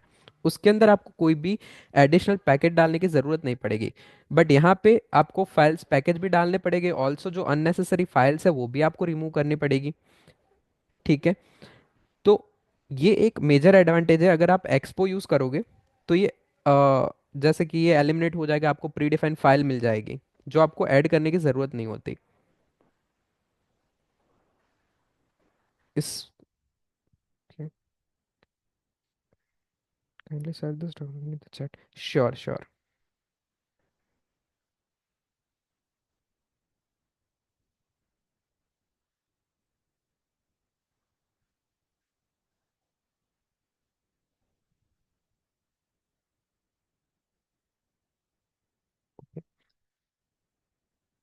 So now CLI का हम प्रोजेक्ट कैसे रन करेंगे? तो सेम प्रोसेस है, उसमें कोई भी चेंज नहीं है। हमें सबसे पहले सर्वर स्टार्ट करना पड़ेगा। सर्वर स्टार्ट करने के बाद हमें उसे रन करना होगा जो भी हमारे नेटिव प्लेटफॉर्म है। तो सर्वर स्टार्ट करने के लिए दोनों में सेम कमांड है, npm start। जैसे ही मैं करूँगा ये आपको बता देगा। अब यहाँ पे एक एरर आई, आप देख सकते हो कि लिसन और उसके बाद उन्होंने लिखा है कि एड्रेस ऑलरेडी इन यूज 8081। तो इसका क्या मीनिंग होता है? तो रिएक्ट नेटिव के जो भी प्रोजेक्ट होते हैं वो मैंने आपको बोला था कि सर्वर पे रन होते हैं, वो एक सर्वर स्टार्ट करता है और फिर उसके बाद उसका पूरा एग्जीक्यूशन होता है। तो अब जब मैं मेरा एक प्रोजेक्ट स्टार्ट करता हूँ तो React native every time same port use करता है 8081। तो अगर मेरा कोई भी एक प्रोजेक्ट वो सेम पोर्ट पे रनिंग में, आई मीन रनिंग कंडीशन में होगा, तो उस पे आप दूसरा प्रोजेक्ट स्टार्ट नहीं कर पाओगे। जैसे कि अगर मेरा एक डोमेन है जिसका नाम है fdp.com, तो ये डोमेन मैं किसी और वेबसाइट के लिए यूज़ नहीं कर सकता। सेम वे ये भी हम पॉट एक ही प्रोजेक्ट के लिए एट ए टाइम यूज़ कर सकते हैं। तो अगर मेरे को वो प्रोजेक्ट रन करना है तो मेरे को पहले ये सर्वर क्लोज करना पड़ेगा। इसे क्लोज करने के लिए एक सिंपल वे है, आप इसे डायरेक्ट डिलीट कर दो। बट अगर आपको ये नहीं करना है तो आप अपने कीबोर्ड में से Ctrl+C ये प्रेस करोगे तो आपका सर्वर स्टॉप हो जाएगा। ठीक है। नाउ मैं अगेन जाता हूँ CLI के प्रोजेक्ट में, वहाँ पे मैं रन करता हूँ npm start। नाउ आप देख सकते हो ये सर्वर भी स्टार्ट हो गया। ऑल्सो सेम जैसे मेरे को एक्सपो के अंदर इंस्ट्रक्शन मिले थे वैसे ही इन्होंने इंस्ट्रक्शन दिए हैं कि अगर iOS में रन करना है तो मेरे को आई प्रेस करना है, एंड्रॉयड में रन करना है तो ए प्रेस करना है। ये एक्चुअल में आपको अभी करके नहीं दिखाऊंगा क्योंकि ये बहुत ज़्यादा टाइम लेता है। सो एज ऑफ नाउ ये सेम प्रोसेस होती है, आई प्रेस करोगे तो रन हो जाएगा, ए प्रेस करोगे तो एंड्रॉयड में भी रन हो जाएगा। इसमें आपको कोई भी क्वेरी है C L I plus Expo या फिर इसमें रन प्रोसेस में या कुछ भी?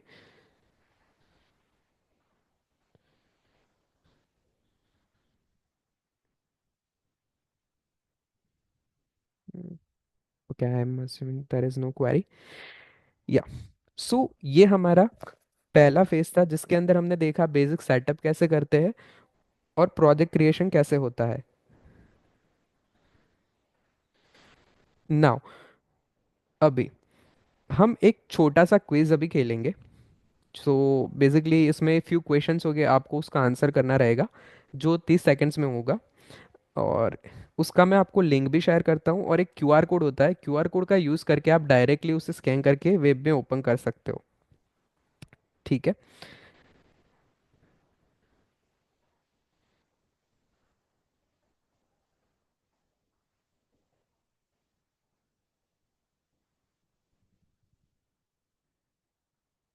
एंड जिनके पास अगर क्यूआर कोड आप स्कैन नहीं कर सकते तो उनके लिए ये एक लिंक है जिसका यूज़ करके आप डायरेक्टली ज्वाइन कर सकते हो।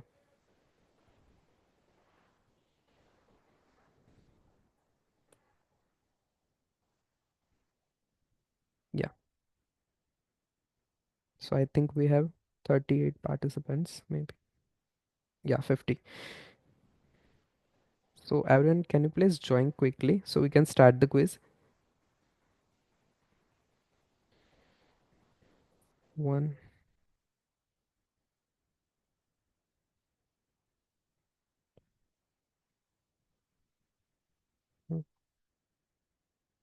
सो you all are able to join the link, right? अगर आपको कोई भी इश्यू आ रहा है तो प्लीज़ आप चैट में ड्रॉप करना, मैं आपको गाइड कर दूंगा।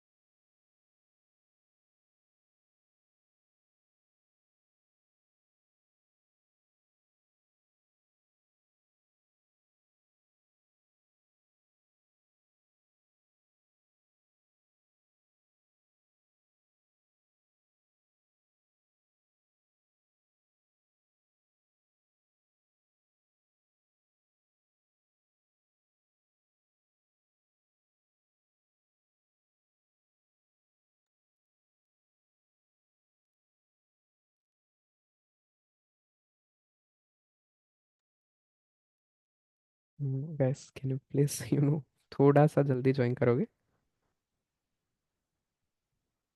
Because we have 51 participants and apart from that right now only join 9 persons. Okay.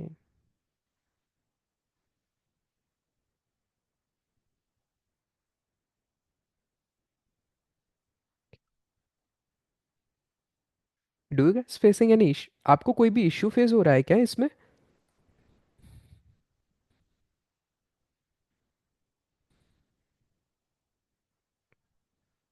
Okay. Because there are lots of participants who haven't joined yet.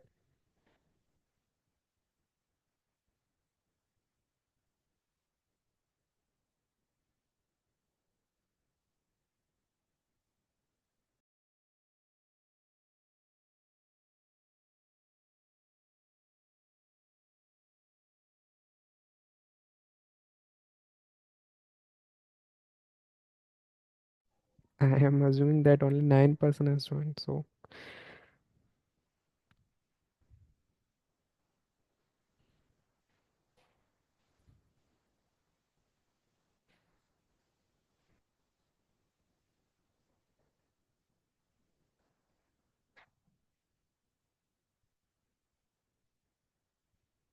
Okay, so let's start the quiz with the 9%.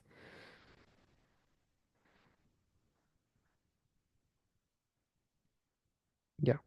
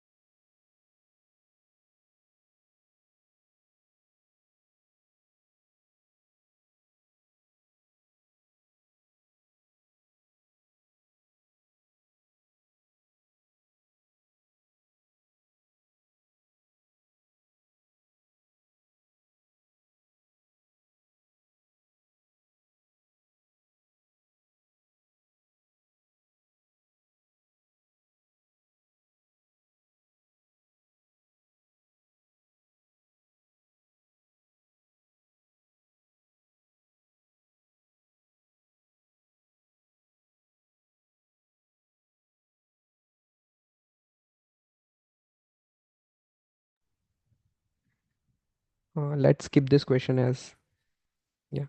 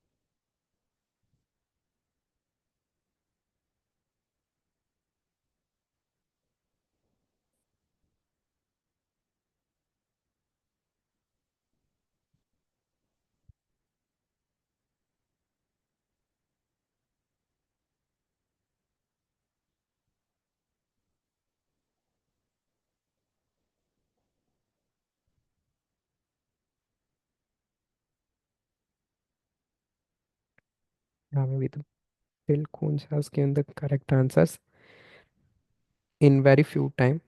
Yeah, so he's the definitely winner. But yeah, we do not have any prize. It's only for the, you know, entertainment purpose. Yeah, so now let's move to the next topic.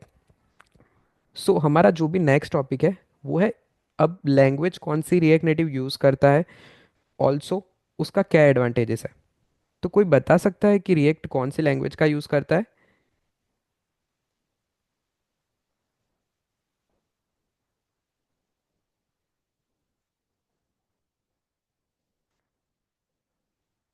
Anyone? No. Okay, so basically हमारा जो भी react native है वो जावा script का use करता है, और उसका एक एडवांस वर्जन है जो है ES6। अब ES6 बेसिकली है क्या।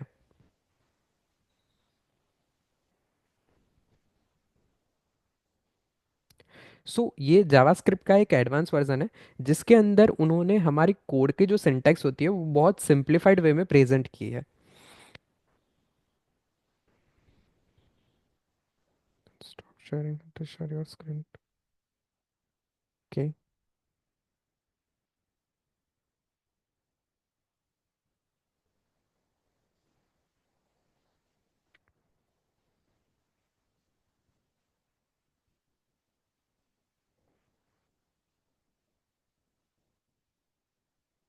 या तो इसके अंदर ये हमें बहुत ही सिंप्लीफाइड वे में सिंटैक्स देते हैं। अगर आप जावास्क्रिप्ट से फेमिलियर हो तो उसके अंदर अगर आपको कोई भी कोड लिखना होता है तो आप कैसे लिखोगे, कोई भी एक फंक्शन क्रिएट करना है तो ये है एक सिंपल एग्जांपल जिसके अंदर मैं मेरा वेरिएबल डिक्लेयर करूंगा कि उस वेरिएबल उसका नेम जो भी होगा वो, उसके बाद दूसरा वेरिएबल फिर फंक्शन क्रिएट करने के लिए मेरे को फंक्शन लिखना पड़ेगा, उसके पैरामीटर्स एंड रिटर्न के अंदर मैं लिखूंगा जो भी मेरे को रिटर्न करवाना है वो। ऑन द सेम हैंड अगर आप एक्मा स्क्रिप्ट में देखोगे तो उसमें एक सिंपल 4 लाइन में हमारा सारा काम खत्म हो जाएगा, जिसके अंदर उन्होंने एक एडवांस ऑप्शन हमें दिया है जिसे उन्हें वो लोग बोलते हैं कि एरो फंक्शन। अब एरो फंक्शन का मीनिंग क्या होता है कि उस ब्लॉक के अंदर बेसिकली जो भी मैं लिखूंगा वो ऑटोमेटिक रिटर्न हो जाएगा, हमें इस तरह से रिटर्न लिखने की ज़रूरत नहीं है, जो कि रीड करने में बहुत ईजी रहता है। तो आप फर्स्ट सिंटेक्स देखिए और सेकंड सिंटेक्स देखिए, वो एकदम इजीली वे में आप रीड कर सकते हो। नाउ अगर आपको इसमें दूसरा आप डिफरेंस देखोगे तो पहले वाले में हम वेरिएबल का यूज़ कर रहे हैं, नीचे में मैं कांस्टेंट यूज़ कर रहा हूँ। तो अब जावास्क्रिप्ट में मेरे को कभी भी कोई भी वेरिएबल डिक्लेयर करना हो या फिर क्रिएट करना हो तो वो कंपलसरी मेरे को वेर वेर एक कीवर्ड है उसका यूज़ करके करना पड़ता है, और वो मेरा ग्लोबल स्कोप हो जाता है। ग्लोबल स्कोप मतलब कि मेरे प्रोजेक्ट के यहाँ वो मेरी फाइल में मैं उसे कहीं पे भी यूज़ कर सकता हूँ। ये इशू को ओवरकम करने के लिए एक्मा स्क्रिप्ट ने उन्होंने हमें 3 टाइप दिए हैं। सबसे पहले है where, late and constant.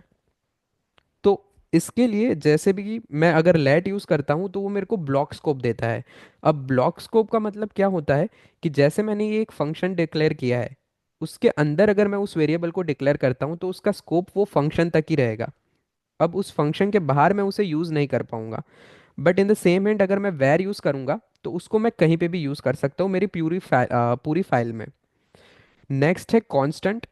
Constant static के जैसे वर्क करता है, मतलब कि अगर एक बार मैंने उसको कोई भी वैल्यू असाइन कर दी तो उसको मैं चेंज नहीं कर पाऊंगा। ठीक है, तो ये एक सिंपल एडवांटेजेस थे जो हमें ES6 में मिलते हैं जावास्क्रिप्ट के कंपैरिजन में। ये बहुत बड़ा टॉपिक है, मतलब मैं इसमें आपको पूरा डीप में नहीं एक्सप्लेन कर सकता, बट ये बेसिक एडवांटेजेस है। अगर आपको इसके एडवांटेजेस चेक करने हो तो मैं आपको सेशन के बाद एक लिंक भी शेयर करूंगा जहां से आप एक्मा स्क्रिप्ट के रिलेटेड जो भी है वो आप रीड कर सकते हो और समझ सकते हो। तो रिएक्ट नेटिव जो हमारा है वो एक्मा स्क्रिप्ट यूज करता है।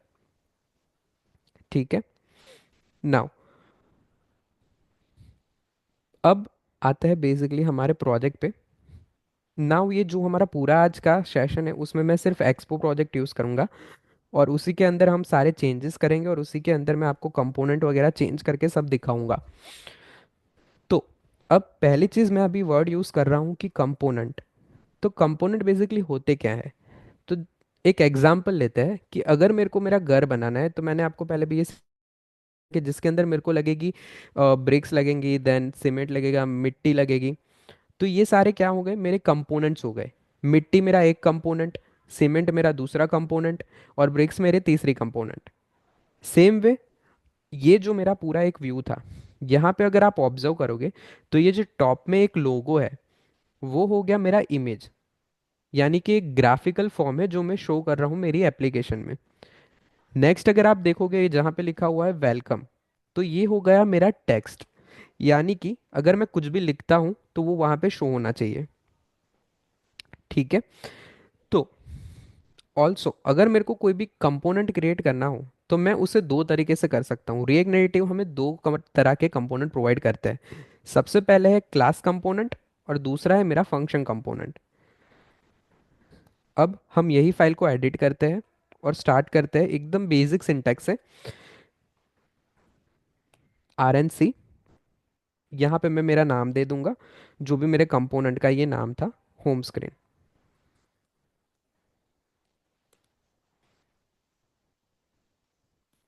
अगेन नाउ हम सर्वर स्टार्ट कर देंगे इसका पहले। आप ऑल्सो देख सकते हो कि मैंने जब भी सर्वर स्टॉप कर दिया था और यहाँ पे मैं कोई भी चेंजेस कर रहा हूँ तो उसका कोई भी रिफ्लेक्शन यहाँ पे आ नहीं रहा। तो इमीडिएट रेफरेंस के लिए आपको ये सर्वर स्टार्ट करना बहुत ज़रूरी है।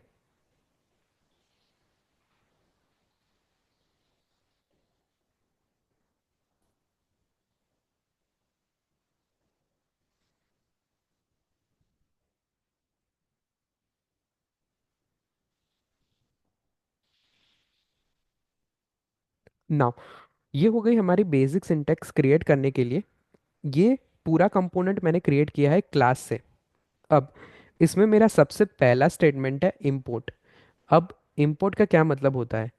इंपोर्ट मतलब ऐसे कि जैसे मेरा एक कोई एक आप नॉर्मल कोई भी एक पार्सल डिलीवर करते हो तो उसके फ्लो कैसा होता है कि मैं एक पार्सल को बिल्ड करूंगा, उसे पैक करूंगा, उसे मैं लेके जाऊंगा मेरे डिलीवरी पार्टनर के पास, उसे मैं दूंगा, वो फिर उसे डिलीवर करेगा जो अप्रोप्रिएट एड्रेस है वहां पे। तो यहाँ पे जो डिलीवरी वाला पार्ट था, जो मेरे को पार्सल मिला, वो किसके थ्रू मिला? तो डिलीवरी पार्टनर के थ्रू। तो इनपुट का मतलब हुआ कि मेरे को डिलीवरी पार्टनर के पास से जो चीज़ मिलती है, अगर मैं टेक्निकल टर्म में कहूँ तो मेरा पूरा पैकेजेस जो भी है वो रिएक्ट नेटिव में स्टोर है, और वहाँ से मैं उसे यूज़ कर रहा हूँ, वहाँ से मैं इंपोर्ट कर रहा हूँ। तो वहाँ से मैंने सबसे पहले इंपोर्ट किया है टेक्स्ट, सेकंड किया है व्यू, नेक्स्ट लाइन है मेरी import, again import react and react component. ये चीज़ का मतलब है कि हम रिएक्ट नेटिव का या फिर रिएक्ट का यूज़ कर रखे ये पूरा फाइल क्रिएट करेंगे। अब नेक्स्ट जाएंगे, ये वाला पहला स्टेटमेंट है export default class home screen. अब सबसे पहले एक्सपोर्ट क्या होता है?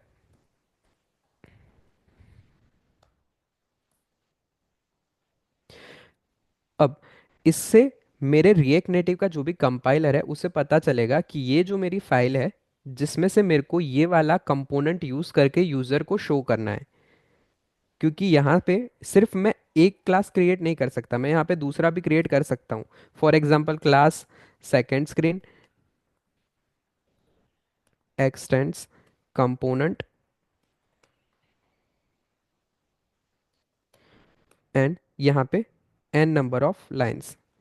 तो अब ये तरह की जब सिंटैक्स होगी तो मेरे रिएक्ट नेटिव के कंपाइलर को कैसे पता चलेगा कि ये फाइल में से मेरे को कौन सा कंपोनेंट यूजर को शो करना है?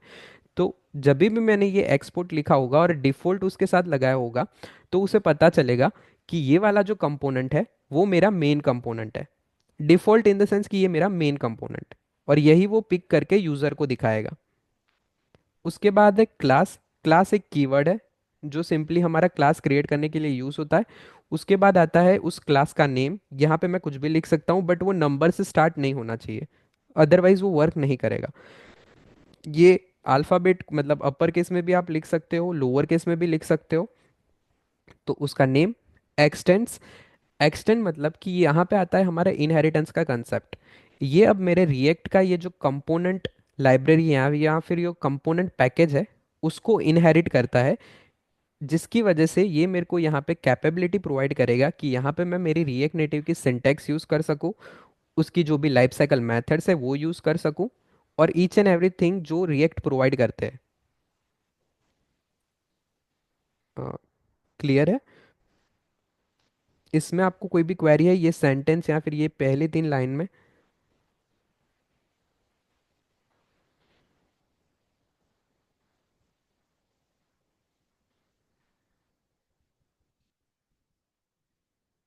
ओके, नो, ठीक है। नाउ सेम वे जैसे हमारा कोई भी फंक्शन होता है, मैं कर्ली ब्रैकेट ओपन करूंगा, क्लोज करूंगा और उसके अंदर मेरा सारा कोड आएगा। नाउ लाइन नंबर 7 पे जाते हैं। तो वहां पे अभी लिखा हुआ है रेंडर। अब रेंडर का काम क्या होता है? रेंडर के अंदर बेसिकली हमारे जितने भी व्यू होंगे या फिर जितने भी कंपोनेंट्स जो डिजाइन के रिलेटेड है, जैसे कि यहाँ पे आप देख सकते हो कि वेलकम को यहाँ पे उन्होंने स्पेसिंग छोड़ा है, ऊपर से आप अज्यूम कर लो कि 10 है, लेफ्ट से 10 है। तो ये जो सारी यूआई रिलेटेड कॉन्फ़िगरेशंस होती है वो सारी हमारे रेंडर में होंगी। और रिटर्न का मतलब ये है कि वो बेसिकली वहां से हमें कुछ रिटर्न कर रहा है जिसके अंदर हमारे डिजाइन कंपोनेंट्स होंगे। ठीक है। अ, इसमें कोई क्वेरी?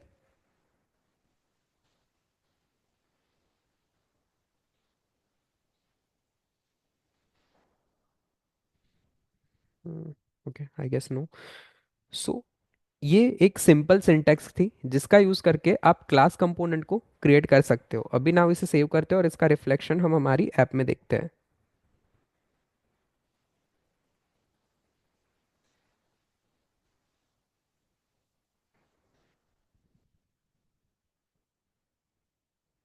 तो आप दोनों में देख सकते हो, जैसे ही मैंने यहाँ पे क्लास कंपोनेंट क्रिएट किया, जो हमारा वो पूरा एक बेसिक टेम्पलेट था जो रिएक्ट नेटिव प्रोवाइड करता था, वो हट गया, और वहाँ पे मैंने जो ये एक वर्ड यूज़ किया था होम स्क्रीन, वो यहाँ पे शो हो गया। ठीक है, तो आप इस तरीके से क्लास कंपोनेंट को क्रिएट कर सकते हो। Now the next method is using function component. तो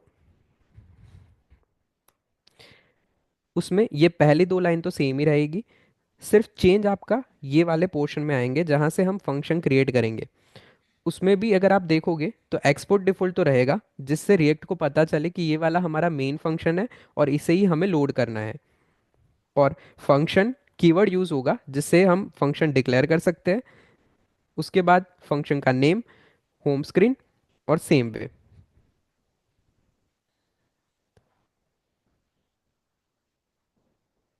ऑल्सो आप यहाँ पे देख सकते हो दोनों में कोई फर्क नहीं है। यहाँ पे सिर्फ मैंने वर्ड चेंज करके इंडेक्स रखा था ताकि हमें डिफरेंशिएट पता चले। तो दोनों जगह पे इंडेक्स आ गया। अभी वो एकदम टॉप में है, हम अभी धीरे धीरे कंपोनेंट का देखेंगे और उसका भी स्टार्ट करेंगे।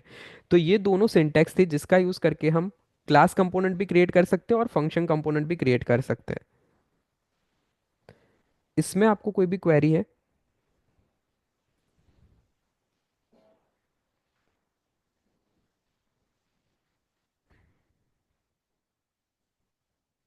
नो। ओके, ठीक है। तो नाउ अभी हम एक एक कंपोनेंट का देखते हैं। सबसे पहले हम अभी देखते हैं बेसिक कंपोनेंट, हमारा पहले वाला। अब हमारा आज का पहला कंपोनेंट है व्यू। अब व्यू का क्या काम होता है? व्यू बेसिकली एक, आप अज्यूम कर लो कि वो एक बॉक्स है, एम्प्टी बॉक्स, जिसके अंदर आप अपना सारा सामान डाल सकते हो। बट उसकी भी एक लिमिट होती है जहां तक आप डाल सकते हो। फॉर एग्जांपल, अगर मेरा एक बॉक्स की कैपेसिटी है जिसके अंदर मैं 4 ही बुक्स ऐड कर सकता हूँ, तो उसमें आप 4 ही बुक डाल सकते हो। फिर 5 में मैं ऐड करूंगा तो इधर वो बाहर गिर जाएगी या फिर मेरा बॉक्स फट जाएगा। ठीक है, तो व्यू एक कंटेनर है जिसका यूज करके मैं सारी मेरी डिटेल्स, यानी मेरे जो भी अदर कंपोनेंट्स है, वो शो कर सकता हूँ। ऑल्सो अगर आप व्यू में देखोगे तो यहाँ पे अगर मैं कुछ भी लिख रहा हूँ तो वो ऑलवेज स्टार्ट होता है टॉप से,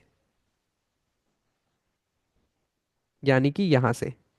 अब सबसे पहले हम मोबाइल का लेआउट समझते हैं कि ये जो ऊपर वाला पोर्शन है उसे क्या कहते हैं, देन नीचे वाला पोर्शन है उसको क्या बोलता है। तो यहाँ पे जहाँ पे आपको टाइम दिख रहा है या आइकन्स दिख रहा है उसे बोलता है status bar. Same way iOS में भी आपको देखने को मिल जाएगा। यहाँ पे 11 17 जो लिखा हुआ है, देन वाईफाई और बैटरी का आइकन है, उसे बोलते हैं स्टेटस बार, सेम वे। और यहाँ पे नीचे आप देख सकते हो ये एक हल्की सी लाइन है, इसे बोलते हैं नज। ये जो भी एरिया होता है वो मोबाइल के जो डिवाइस होता है वो टॉप से लेके बॉटम तक कवर करता है। अब अगर मैं व्यू यूज करूंगा तो वो हमारा पूरा एरिया कवर करेगा। यानी कि यहाँ टॉप से लेगा, जो 0 0 आप कंसिडर कर लो, और बॉटम पे आप कंसिडर करो कि 256 है, तो ये पूरा एरिया कवर करता है। बट अगर आप यूजर्स के पर्सपेक्टिव से देखोगे तो ये बहुत गंदा लगता है। जैसे कि मैंने यहाँ पे व्यू डाल के एक टेक्स्ट डाला है जो यूजर को दिख ही नहीं रहा, तो उसका मीनिंग ही क्या? तो उसके लिए रिएक्ट ने हमें एक और बॉक्स दिया था या फिर एक और कंपोनेंट दिया था जिसे बोलते हैं सेफ एरिया व्यू। अब सेफ एरिया व्यू क्या होता है? तो उसका बेसिकली मीनिंग ये होता है कि वो टॉप और बॉटम एलिमिनेट कर देगा। जस्ट सेकंड, हम पहले पूरा सिंटेक्स लिखता हूँ फिर मैं आपको डेमोन्स्ट्रेट देता हूँ।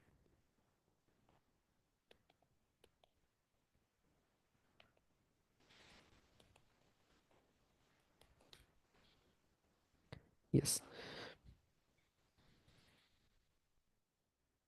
नाउ यहाँ पे आप देख सकते हो जैसे ही मैंने सेफ एरिया व्यू लिया तो उसने टॉप वाली स्पेस एलिमिनेट कर दी। यानी कि जहां से मेरा ये पर्टिकुलर पोर्शन आ रहा है, जो स्टेटस बार वाला, वो कंसिडर ही नहीं करेगा, वो उसके नीचे से लेगा।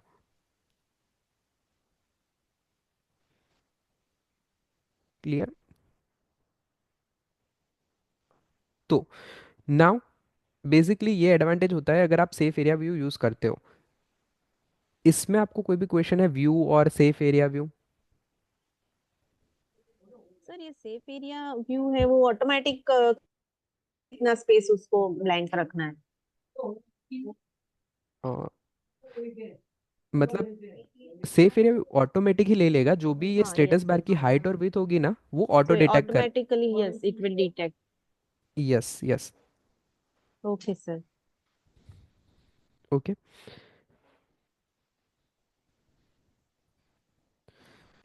नाउ नेक्स्ट अभी हम फिर से जाते हैं व्यू के ऊपर और उसके कुछ एट्रीब्यूट समझते हैं, यानी कि सीएसएस कैसे देते हैं और उसकी जो भी प्रॉपर्टीज है वो। नाउ यहाँ पे आप देख सकते हो जब भी मैं व्यू यूज़ करता हूँ तो वो ऑलवेज टॉप से ही आता है। तो उसके लिए उन लोगों ने हमें अब एक सीएसएस अप्लाई करने के लिए एक प्रॉपर्टी दी है जिसका नाम है स्टाइल। अब स्टाइल में बेसिकली क्या होता है, ये एक इंटीरियर है, जैसे कि हम हमारा कोई भी घर बिल्ड कर रहे हैं तो नॉर्मली क्या होता है कि सिर्फ दीवार होती है, उसके ऊपर मैं कलर कर दूंगा और ये सब कुछ एक एम्प्टी बॉक्स हो जाता है। अब उसके अंदर अगर मेरे को इंटीरियर करवाना होगा तो मैं इंटीरियर डिज़ाइनर को बुलवाऊंगा, वो मेरे को सजेस्ट करेगा यहाँ पे ये डिज़ाइन करो वो करो। तो सेम वे स्टाइल का भी ऐसा काम है कि अगर मेरे को मेरे जो भी कंपोनेंट्स है उसे डेकोरेट करने हैं तो उसके लिए मैं स्टाइल एट्रीब्यूट का यूज़ करूंगा। अब उसमें सबसे पहला एट्रीब्यूट है मार्जिन टॉप। अब मार्जिन का क्या काम होता है कि जब भी मेरे को कोई भी कंपोनेंट में ऊपर की साइड से स्पेस छोड़नी हो, ऊपर की साइड से मतलब कि चार साइड होती है हमारे कोई भी कंपोनेंट में, मैं आपको मार्जिन टॉप 50, मार्जिन लेफ्ट,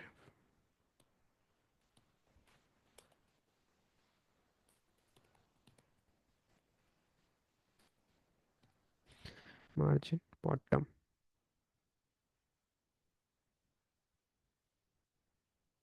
तो अगर आप कोई भी कंपोनेंट लोड करोगे तो उसकी टोटल चार एंगल्स होती है। एक हो गया ये ऊपर वाला जो टॉप का है, ये हो गया हमारा लेफ्ट का, यहाँ से हो गया राइट का, और ये हमारा बॉटम स्पेस हो गया। तो नॉर्मली अगर आप कोई भी कंपोनेंट लोड करते हो रिएक्ट नेटिव में तो वो रो वाइज जाता है। अब रो वाइज का क्या मीनिंग होता है, वो टॉप से लेके बॉटम में लोड करेगा। जैसे कि अब यहाँ पे मैं बढ़ाता जाऊंगा तो एक के नीचे एक के नीचे एक वो ऐड करता जाएगा। ठीक है। तो अब जब भी आपको अगर कोई भी टॉप से स्पेसिंग देनी है यानी कि उसके बाहर की साइड से, तो आप यूज करोगे मार्जिन टॉप। तो यहाँ पे आप देख सकते हो मैंने जैसे ही मार्जिन टॉप 50 यूज किया तो उसने टॉप पर से 50 पिक्सल्स की स्पेस छोड़ दी। सेम वे एंड्रॉइड में अगर आप देखोगे तो यहाँ पे भी उन्होंने 50 पिक्सल की स्पेस छोड़ दी है। ऑल्सो जब भी मैंने यूज किया मार्जिन लेफ्ट तो उसने लेफ्ट साइड से भी 50 पिक्सल की स्पेस अलोकेट कर दी है या फिर छोड़ दी है। क्लियर? इसमें आपको कोई क्वेश्चन है? एक्चुअली होना चाहिए था बट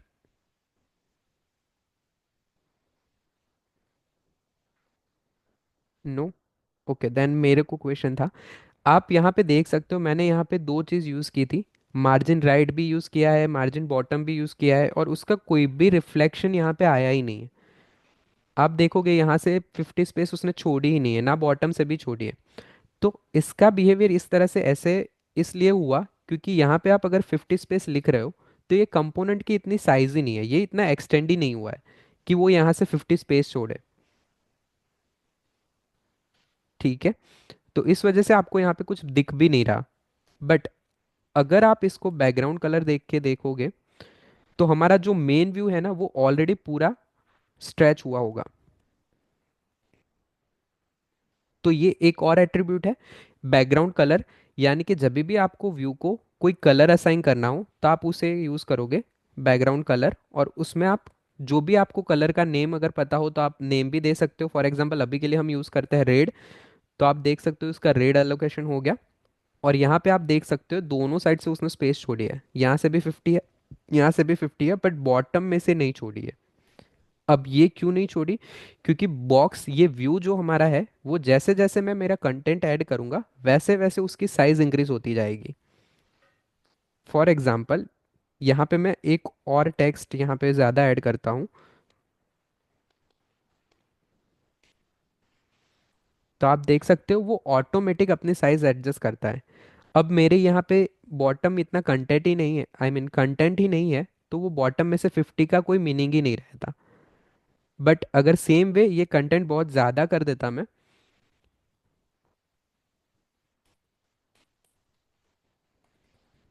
तो आप देखो, मैंने क्या बोला था कि अगर मेरे व्यू की साइज इतनी है ही नहीं और उससे भी ज़्यादा मैं कंटेंट डाल रहा हूँ, तो वो मेरा बॉक्स इधर फट जाएगा या मेरा कंटेंट पूरा बॉक्स के बाहर चला जाता है।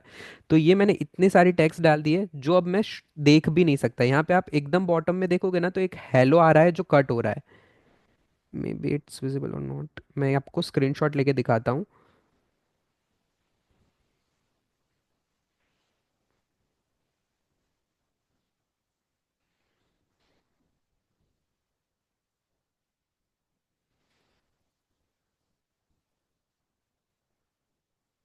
ये रहा। आप देख सकते हो कि ये पूरा जो मेरा कंटेंट है वो बॉक्स के बाहर जा रहा है, जो विजिबल भी नहीं है। और इवन इफ मैं यहाँ पे कुछ भी कर भी नहीं सकता। तो अब ये इश्यू को ओवरकम करने के लिए रिएक्ट ने हमें एक और फंक्शनलिटी दी है जिसे बोलते हैं स्क्रोल व्यू। मतलब कि हमें एक ऐसा बॉक्स देगा जो मैं मेरा कितना भी कंटेंट डालूं, वो बड़ा होता जाएगा और कभी भी वो फटेगा भी नहीं, और उसके अंदर मेरा सारी डिटेल शो करेगा।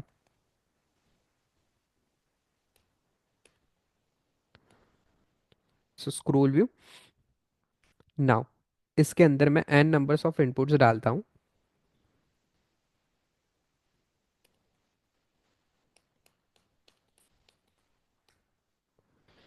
नाउ आप देख सकते हो यहाँ पे मेरे को स्क्रोलिंग की फंक्शनलिटी मिलती है, और वहां पे मैं टॉप टू लेके बॉटम मेरे जितने भी कंटेंट है वो सारे मैं देख सकता हूँ।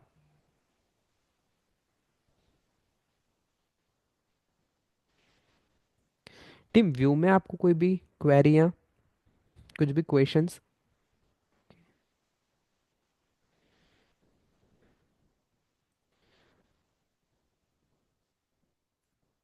नो। ओके। नाउ अगेन हम व्यू पे आते हैं और उसकी कुछ दूसरी प्रॉपर्टीज या स्टाइल एट्रीब्यूट्स देखते हैं। हमने अभी तक सिर्फ दो ही देखे हैं। सबसे पहला था मार्जिन और दूसरा था बैकग्राउंड कलर। अब मार्जिन अगर आप ध्यान से ऑब्जर्व करोगे तो उसने मेरा जो व्यू की आउटर स्पेस होती है वहां से स्पेस छोड़ी है, जैसे कि ये लेफ्ट राइट टॉप बॉटम देखो। अब नेक्स्ट प्रॉपर्टी उसकी है पैडिंग। अब जब भी मैं मेरा पैडिंग यूज करूंगा तो उसमें भी सेम होते हैं padding, right left also top and bottom. तो सबसे पहले हम टॉप अलोकेट करते हैं और डिफरेंस देखते हैं। तो ये आप देख सकते हो, जैसे ही मैंने पैडिंग यूज किया उसने टॉप में से व्यू के अंदर की साइड उसने स्पेसिंग छोड़ी है।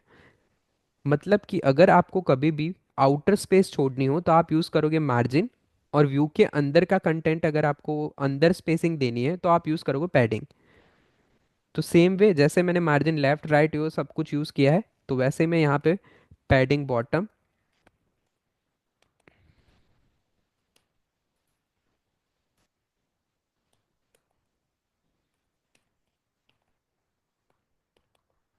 पैडिंग 50। तो यहाँ पे उन्होंने सब जगह से अंदर स्पेस छोड़ दी है। सो आपको मार्जिन और पैडिंग इन दोनों का डिफरेंस क्लियर हुआ। नाउ नेक्स्ट, अगर आप ये देखोगे जहां पे मैंने सारी वैल्यूज सेम रखी है, बट फिर भी मेरे को चार प्रॉपर्टीज यूज करनी पड़ रही है। जैसे कि margin top left right bottom top bottom right left, सब जगह पे मैं सेम वैल्यू है, फिर भी मेरे को चार चार लाइन ऑफ कोड लिखना पड़ रहा है। तो इसको ओवरकम करने के लिए रिएक्ट ने हमें एक और प्रॉपर्टी दी है जिसको बोलते हैं ओनली मार्जिन। उसके अंदर हम वैल्यू दे सकते हैं सेम। अगर मैं यहाँ पे 15 लिखता हूँ तो वो ऑटोमेटिकली हर जगह से वो 50-50 स्पेस ले लेगा। तो जब भी आपको कोई ऐसा डिजाइन करना हो जहां पे आपको इक्वल स्पेस देनी हो हर जगह पे, तो आप मार्जिन सिर्फ यूज कर सकते हो। सेम वे पैडिंग भी आप यूज कर सकते हो अगर आपको इनर जो भी स्पेस है वो सेम देनी है।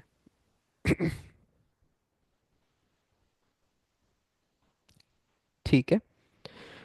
नाउ अज्यूम करते हैं कि मेरे पास कोई ऐसा कंपोनेंट है जिसमें मेरे को लेफ्ट साइड सेम स्पेस है और राइट साइड सेम स्पेस है, यानी कि यहाँ पे सेम स्पेसिंग देनी है और ऑल्सो राइट साइड पे भी सेम स्पेसिंग देनी है। तो उस टाइम पे रिएक्ट ने हमें एक और फंक्शनलिटी दी है या फिर एक और कीवर्ड दिया है जिसको बोलते हैं मार्जिन हॉरिजॉन्टल। तो उसका जब भी मैं यूज़ करूँगा तो आप देख सकते हो उसने टॉप में जो 50 स्पेस थी वो हटा दी, सिर्फ लेफ्ट और राइट दोनों जगह पे 50-50 का स्पेस रखा है। क्लियर? और सेम वे आप पैडिंग में भी वो कर सकते हो।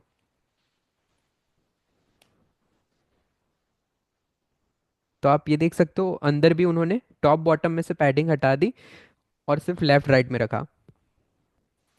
ऑल्सो हॉरिजॉन्टल मतलब कि लेफ्ट राइट की स्पेसिंग। और सेम वे अगर आपका सिर्फ टॉप और बॉटम में है तो आप वहां पे मार्जिन वर्टिकल यूज कर सकते हो। तो ये आपका टॉप और बॉटम का स्पेस हो जाएगा और लेफ्ट राइट को एलिमिनेट कर देगा।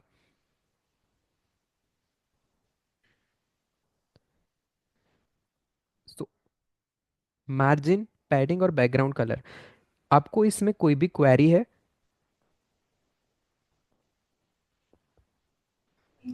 No, sir. Okay, no problem. So now next देखते हैं एक और एट्रीब्यूट जिसका नाम है बॉर्डर रेडियस। अब इसका यूज बेसिकली क्यों होता है अभी आप समझ लीजिए। यहाँ पे आप ये जो बॉर्डर्स देख रहे हो यहाँ पे, वो एकदम शार्प एंगल है, मतलब कि स्क्वायर है। अब इसको अगर मेरे को कट करनी है तो मैं कैसे करूँगा? तो इसके लिए हम बॉर्डर रेडियस का यूज कर सकते हैं, जिसमें आप जो भी नंबर्स दोगे उसके अकॉर्डिंग वो कट करेगा। अगर मैं यहाँ पे 12 देता हूँ तो वो 12 पिक्सल का कट रखेगा और उसे सेंटर फॉर्म में काटेगा। सेम वे अगर अब यहाँ से मैं टेक्स्ट हटा देता हूँ, हम सिर्फ हाइट और विथ देते हैं।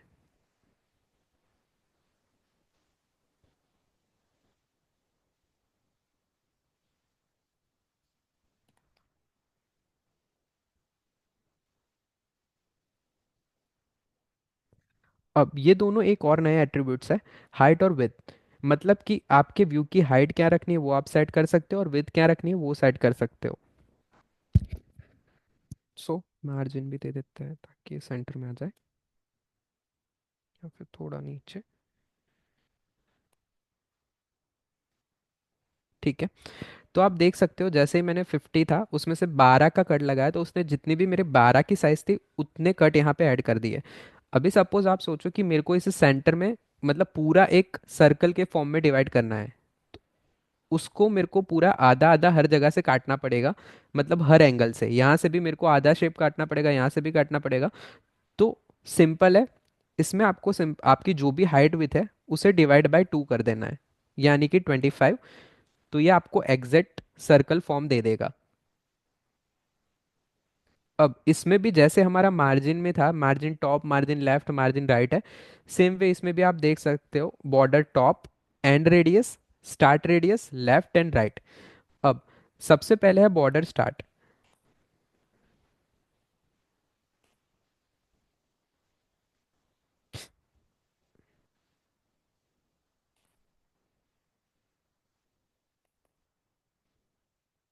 तो यहाँ पे अगर मैं 12 दूंगा तो ये सिर्फ और सिर्फ जो हमारा स्टार्टिंग पोजीशन है वो काटेगा। अब स्टार्ट मतलब कि हमारा ये पहला एंगल, इसे आप कंसिडर कर लो 0 0। तो ये हो गया हमारा 0 1। तो जो 0 0 कोऑर्डिनेट्स है वो हमारा स्टार्टिंग एंगल होता है। उसके बाद अगर मैं यहाँ पे एंड करूंगा तो ये मेरा जो भी व्यू है वो जिस लोकेशन पे एंड हो रहा है वो वहां से इतना काट देगा। उसके बाद आता है बॉर्डर, सॉरी, बॉर्डर बॉटम, या फिर bottom, just second, and radius. यानी कि स्टार्ट अगर मैं यहाँ पे आप देखोगे तो यहाँ पे एंड एंड 2 बार लिख के आ रहा है, स्टार्ट स्टार्ट 2 बार लिख के आ रहा है। तो उसका क्या मतलब हुआ कि ये जो मेरा पोर्शन है ये मेरा स्टार्टिंग पोर्शन है। ऑल्सो ये यहाँ से ही स्टार्ट होता था, ये दोनों स्टार्ट और स्टार्ट। यहाँ पे जो दूसरा पोर्शन है ये स्टार्टिंग ऑफ द पोजीशन है, बट यहाँ पे वो एंड होता है। अगर हम इसे ग्राफ के फॉर्म में समझे तो ये मेरा 0 0 कोऑर्डिनेट्स है, यहाँ से 0 स्टार्ट होता है और यहाँ पे 1 पे खत्म होता है। ये भी सेम 0 एंड 1। तो ये 0 0 हुआ, 0 1 हो गया, यहाँ पे आया 0 1। अगर इसे हम टेबुलर फॉर्म में दिखाऊं मैं आपको,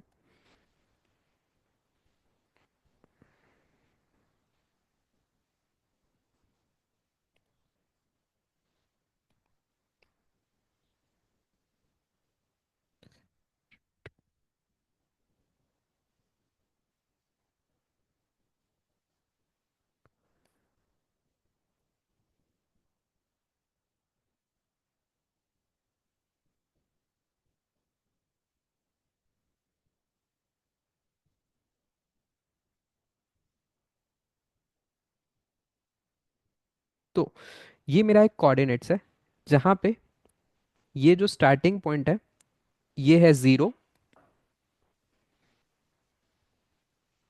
ये मेरा एंडिंग पॉइंट है जिसकी वैल्यू है 1। सेम वे यहाँ पे भी इसकी वैल्यू जो है ये वाला है पॉइंट की, उसकी 1 है, और यहाँ पे भी उसकी वैल्यू है 1।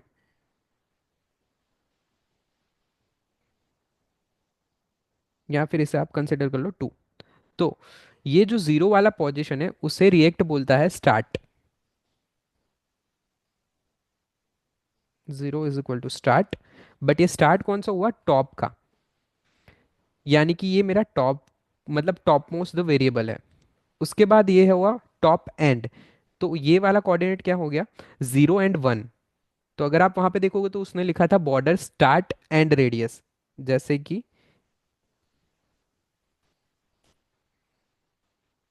ये वाला। तो उसमें हमारा स्टार्ट का वैल्यू है 0, यानी कि ये वाला स्टार्ट, और एंड का वैल्यू है 1। तो ऐसे वो पूरा कोऑर्डिनेट्स डिवाइड करता है। अब जैसे ही दूसरा मेरा है border and but start radius, तो इसमें ये वो पोजीशन लेगा। एंड मतलब ये मेरा जो एक्स कोऑर्डिनेट आप कंसिडर कर लो, इसे 1 है, तो वो पहला आ गया 1, और वो यहाँ पे ही पूरा कंसिडर काटेगा, मतलब एंड ऑफ द स्टार्ट। अगर सिंप्लीफाइड वे में बोले तो आप स्टार्ट एंड भूल जाओ, ये सिर्फ और सिर्फ इसे कंसिडर कर लो आप top start top and, bottom start bottom and. May be ये बहुत सिंपल वे में रहेगा क्योंकि ये स्टार्ट एंड थोड़ा कंफ्यूजिंग रहेगा।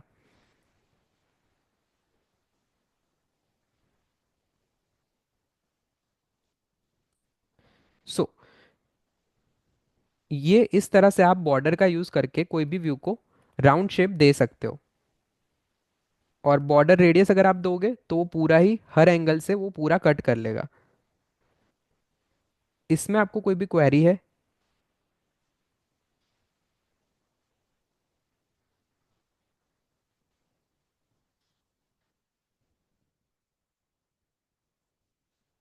ओके।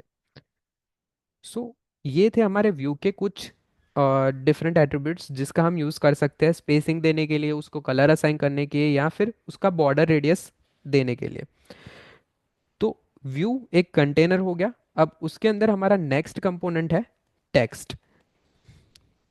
टेक्स्ट का यूज़ बेसिकली इसलिए होता है कि अगर मेरे को कुछ भी वर्ड दिखाना है या फिर कुछ सेंटेंस मोबाइल एप्लीकेशन में शो करने हैं तो वो मैं टेक्स्ट के अंदर लिख सकता हूँ, जैसे कि हेलो वर्ल्ड, और यहाँ पे वो आ जाएगा।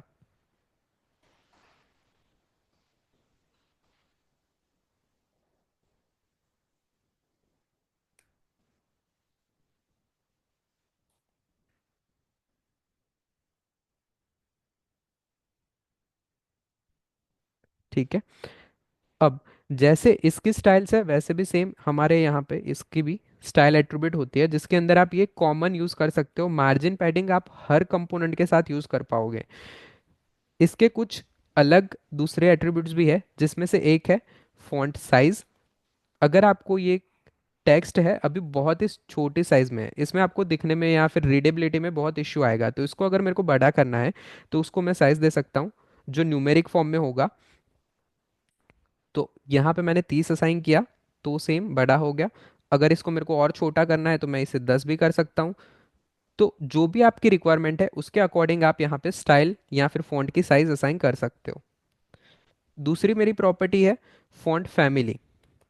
फॉन्ट फैमिली मतलब कि अभी जो भी मेरे फॉन्ट लोड हो रहे हैं वो मेरे डिवाइस की जो भी डिफ़ॉल्ट फॉन्ट फैमिली होगी उसी को यूज़ करके शो होंगे। तो iOS के अंदर सैन फ्रांसिस्को फॉन्ट यूज़ हो, एंड्रॉयड के अंदर कोई फिक्स नहीं होता है, क्योंकि बहुत सारे डिवाइसेस होते हैं जो स्टॉक ओएस का यूज़ करके उसे मॉडिफाइड करते हैं और उस फिर उनकी खुद की एक लाइक एनवायरनमेंट देते हैं। जैसे सैमसंग यूज़ करता है वन यूआई, फिर वन प्लस यूज़ करता है, रियलमी यूज़ करता है। तो वो फिर वो लोग डिसाइड करते हैं कि डिफ़ॉल्ट फ़ॉन्ट फैमिली कौन सी उनको सेट करनी है। तो एंड्रॉयड में ऐसा कुछ फिक्स होता नहीं है। ठीक है। तो जो भी उनका एनवायरनमेंट प्रोवाइड करेगा वो उनका डिफ़ॉल्ट फ़ॉन्ट हो जाएगा। बट अगर मेरे एप्लीकेशन में कोई भी स्पेसिफिक फ़ॉन्ट फैमिली टारगेट करनी है तो उसके लिए मैं फ़ॉन्ट फैमिली यूज़ करूँगा। और एक फेमस है टाइम्स न्यू रोमन, इसका अभी हम अलॉटमेंट करते हैं। तो आप देख पाओगे जो भी मैं फ़ॉन्ट का नेम असाइन करता हूँ वो यहाँ पे अप्लाई हो जाएगा।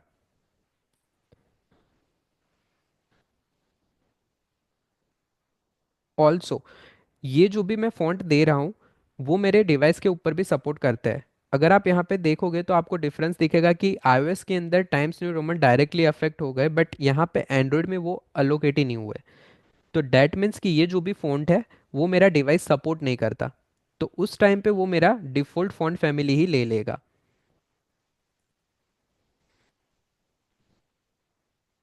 क्लियर है? ऑल्सो दूसरी प्रॉपर्टीज है, जैसे कि अगर मेरे को फॉन्ट वेट देना है, जैसे हम बोल्ड देते हैं या फिर इस तरह से, तो हमारे पास यहाँ पे इतने नंबर्स है, 100 200 300 अप टू 900। और उसके बाद अगर डायरेक्ट बोल्ड देना है तो मैं बोल्ड दे सकता हूँ, ब्लैक करना है तो ब्लैक कर सकता हूँ। तो आप ये देख सकते हो दोनों जगह पे वो बोल्ड हो गया।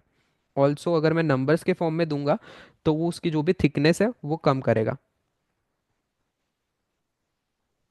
आगे ऑल्सो मेरे को उसको एकदम लाइट कर देना है तो भी हम दे सकते हैं। नाउ ये हमारी मेन प्रॉपर्टीज थी, font size, font family, font weight. Also इसके अगर मेरे को कलर असाइन करना है, मतलब कि मेरा ये जो भी फॉन्ट दिख रहा है उसका कलर बदलना है, तो उस टाइम पे मैं कलर एट्रीब्यूट यूज करूंगा और यहाँ पे मैं उसका जो भी कलर देना है उसका नाम दे सकता हूँ। तो ये वाइट हो गया।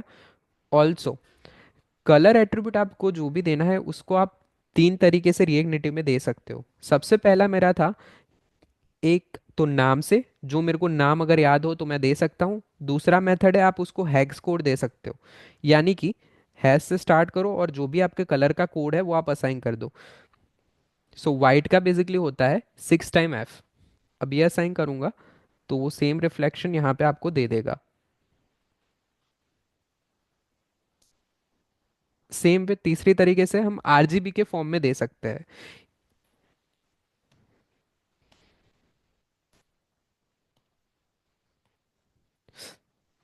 Okay.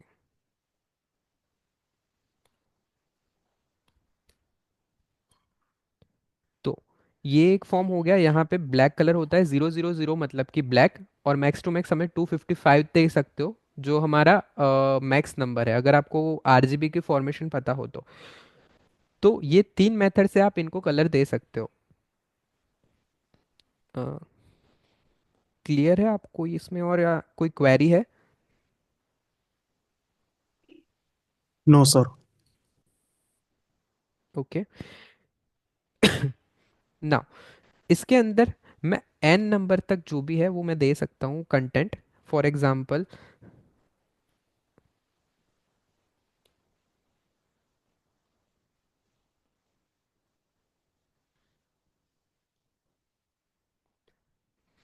तो ये ऑटोमेटिक बड़ा हो जाएगा।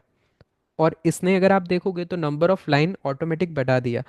बट ऐसा नॉर्मली हम आइडियल केसेस में डेवलपमेंट के टाइम करते नहीं है, क्योंकि अगर मेरा कंटेंट बहुत ज़्यादा बड़ा है और मैं उसे इतनी फ्रीडम दे दूँ तो वो मेरा पूरा स्क्रीन कवर कर लेगा, जैसा अभी इसने कर लिया है।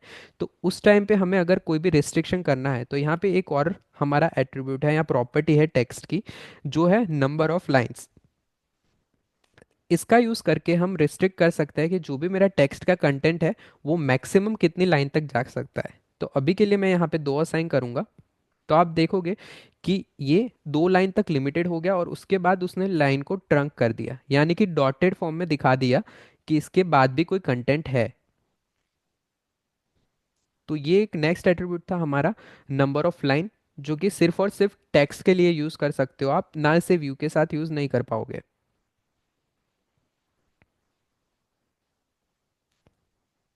इसमें आपको कोई भी क्वेश्चन या क्वेरीज? आई गेस नो, ये तो सिंपल था। सो ये हो गया हमारा टेक्स्ट।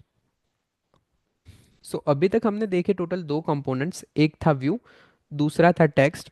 व्यू का बेसिकली यूज करते हैं हम कोई भी बॉक्स क्रिएट करना हो तो उसके लिए, और उस बॉक्स के अंदर हम हमारे दूसरे कंपोनेंट्स डाल सकते हैं। आप यहाँ पे देख सकते हो कि मैंने डाला है टेक्स्ट डाले, और उसके अंदर मेरे को जितने भी टेक्स्ट डालने हो मैं डाल सकता हूँ, या फिर दूसरे कंपोनेंट्स जो भी ऐड करने हैं वो मैं कर सकता हूँ।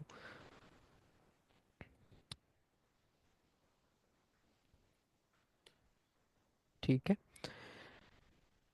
नाउ अभी ये तो हो गया बेसिक कंपोनेंट्स। अभी आप मेरे को बताओ कि आप जब भी कोई भी एप्लीकेशन का यूज़ करते हो तो उसमें उसके अंदर आप कौन कौन सी कंपोनेंट या फिर कौन कौन से यूज़र इंटरेक्शंस आप करते हो। एक तो ये हो गया आप टेक्स्ट यानी कि जो सिर्फ विजिबिलिटी पर्पस के लिए दिखता है और व्यू भी उसी के लिए होता है। इसके अलावा आपने कौन कौन सी इंटरेक्शन की हुई है एप्लीकेशन में। जैसे कि व्हाट्सएप का एग्जांपल ले लेते हैं। उसके अंदर जब भी मेरे को कोई भी मैसेज सेंड करना होता है तो हम कौन सी एक्टिविटी करते हैं।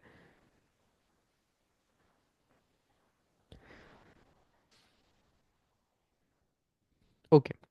तो जब भी मेरे को सेंड करना होता है तो उसके अंदर सबसे पहले मैं ओपन करूंगा जो भी मेरा टेक्स्ट है वो, यानी कि यहाँ पे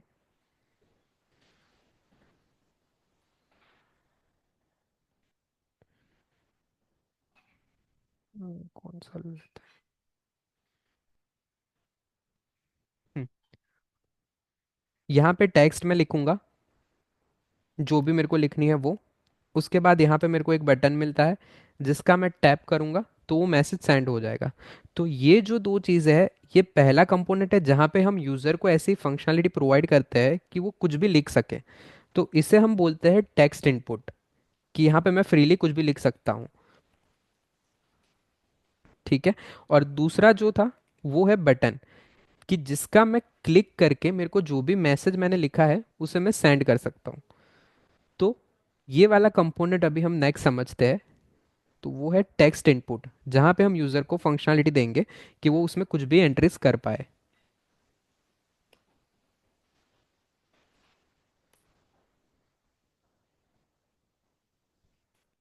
अब टेक्स्ट इनपुट है तो डेफिनेटली यूज़र को हमें बताना पड़ेगा कि ये एक एरिया है जहाँ पे आप लिख सकते हो। तो उसके लिए उन्होंने हमें एक एट्रीब्यूट दिया है प्लेस होल्डर, जिसमें आप उस टेक्स्ट इनपुट का पर्पस बता सकते हो, जैसे कि राइट मैसेज हियर।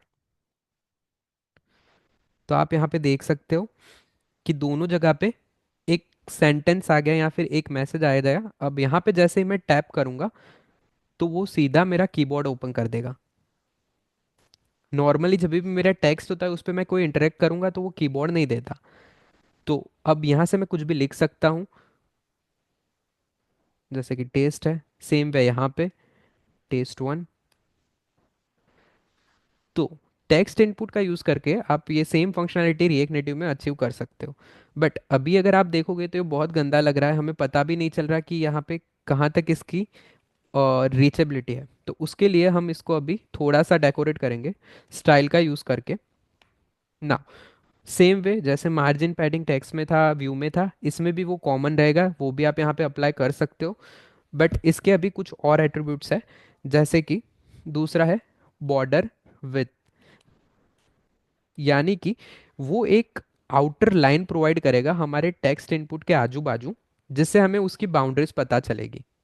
तो आप यहाँ पे देख सकते हो दोनों में एक लाइन आ गई है, जिससे आपको पता चलेगा कि आप यहाँ पे लिख सकते हो इतने पोर्शन में।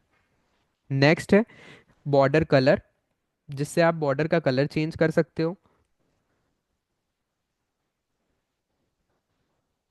ठीक है। सेम वे आप इसमें बॉर्डर रेडियस का भी यूज कर सकते हो।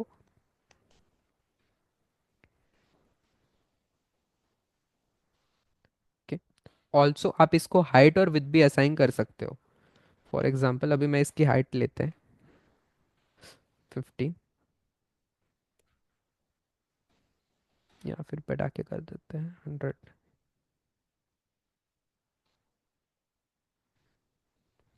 ठीक है। तो ये आप देख सकते हो यहाँ पे इसकी हाइट भी बढ़ गई। नाउ ये इसके कुछ बेसिक स्टाइल्स थे।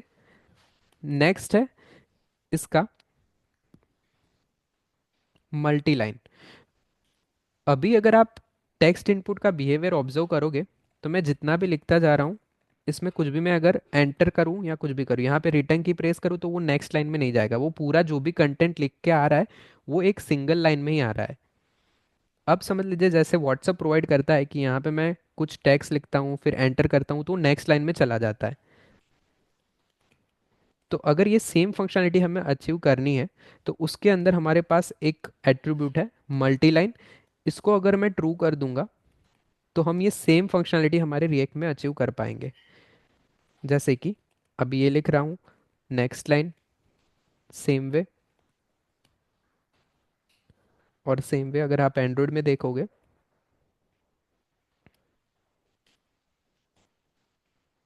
इवन इफ मैं अगर लास्ट में पहुंचूंगा तो वो ऑटोमेटिकली न्यू लाइन में चला जाएगा।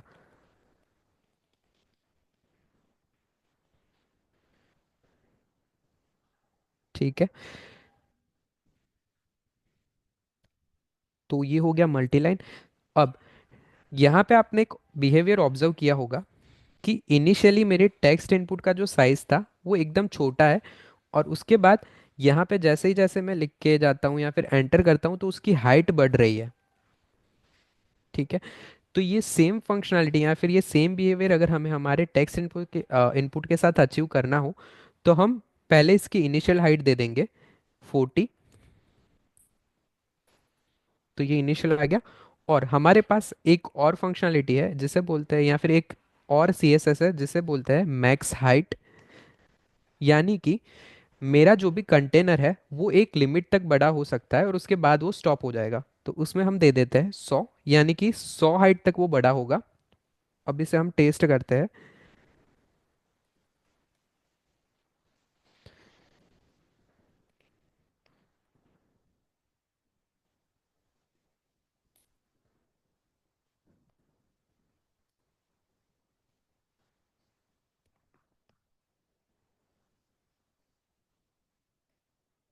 यस, टेस्ट 1 2 3 4 5 6 1 8, एंड नाउ आप देख सकते हो ये 100 तक जा रहा था और यहाँ पे वो स्टॉप हो गया। ऑल्सो मेरी एक गलती हुई थी, जहाँ पे मैंने ये हाइट स्टैटिक दे दी थी तो उसकी वजह से मेरा जो कंटेनर था वो बड़ा नहीं हो रहा था। तो इसके लिए अभी एक और चीज़ है हमारे पास कि मिन हाइट, यानी कि मेरे व्यू की मिनिमम हाइट इतनी तो होनी ही चाहिए। तो डिफ़ॉल्ट हाइट आएगा अभी 40। अब इसको थोड़ा सा हम बढ़ाते हैं तो शायद आइडिया आएगा 50। तो ये हो गया, डिफ़ॉल्ट हाइट इसका 50 हो गया। अब जैसे जैसे मैं लिखता जाऊंगा ये वैसे वैसे बड़ा होगा, बट कब तक, जब तक उसकी हाइट 100 हो जाएगी तब तक।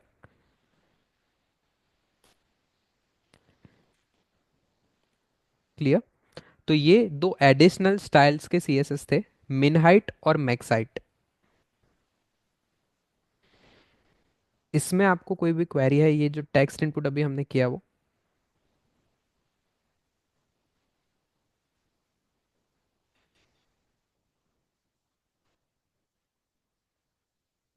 नो? ओके,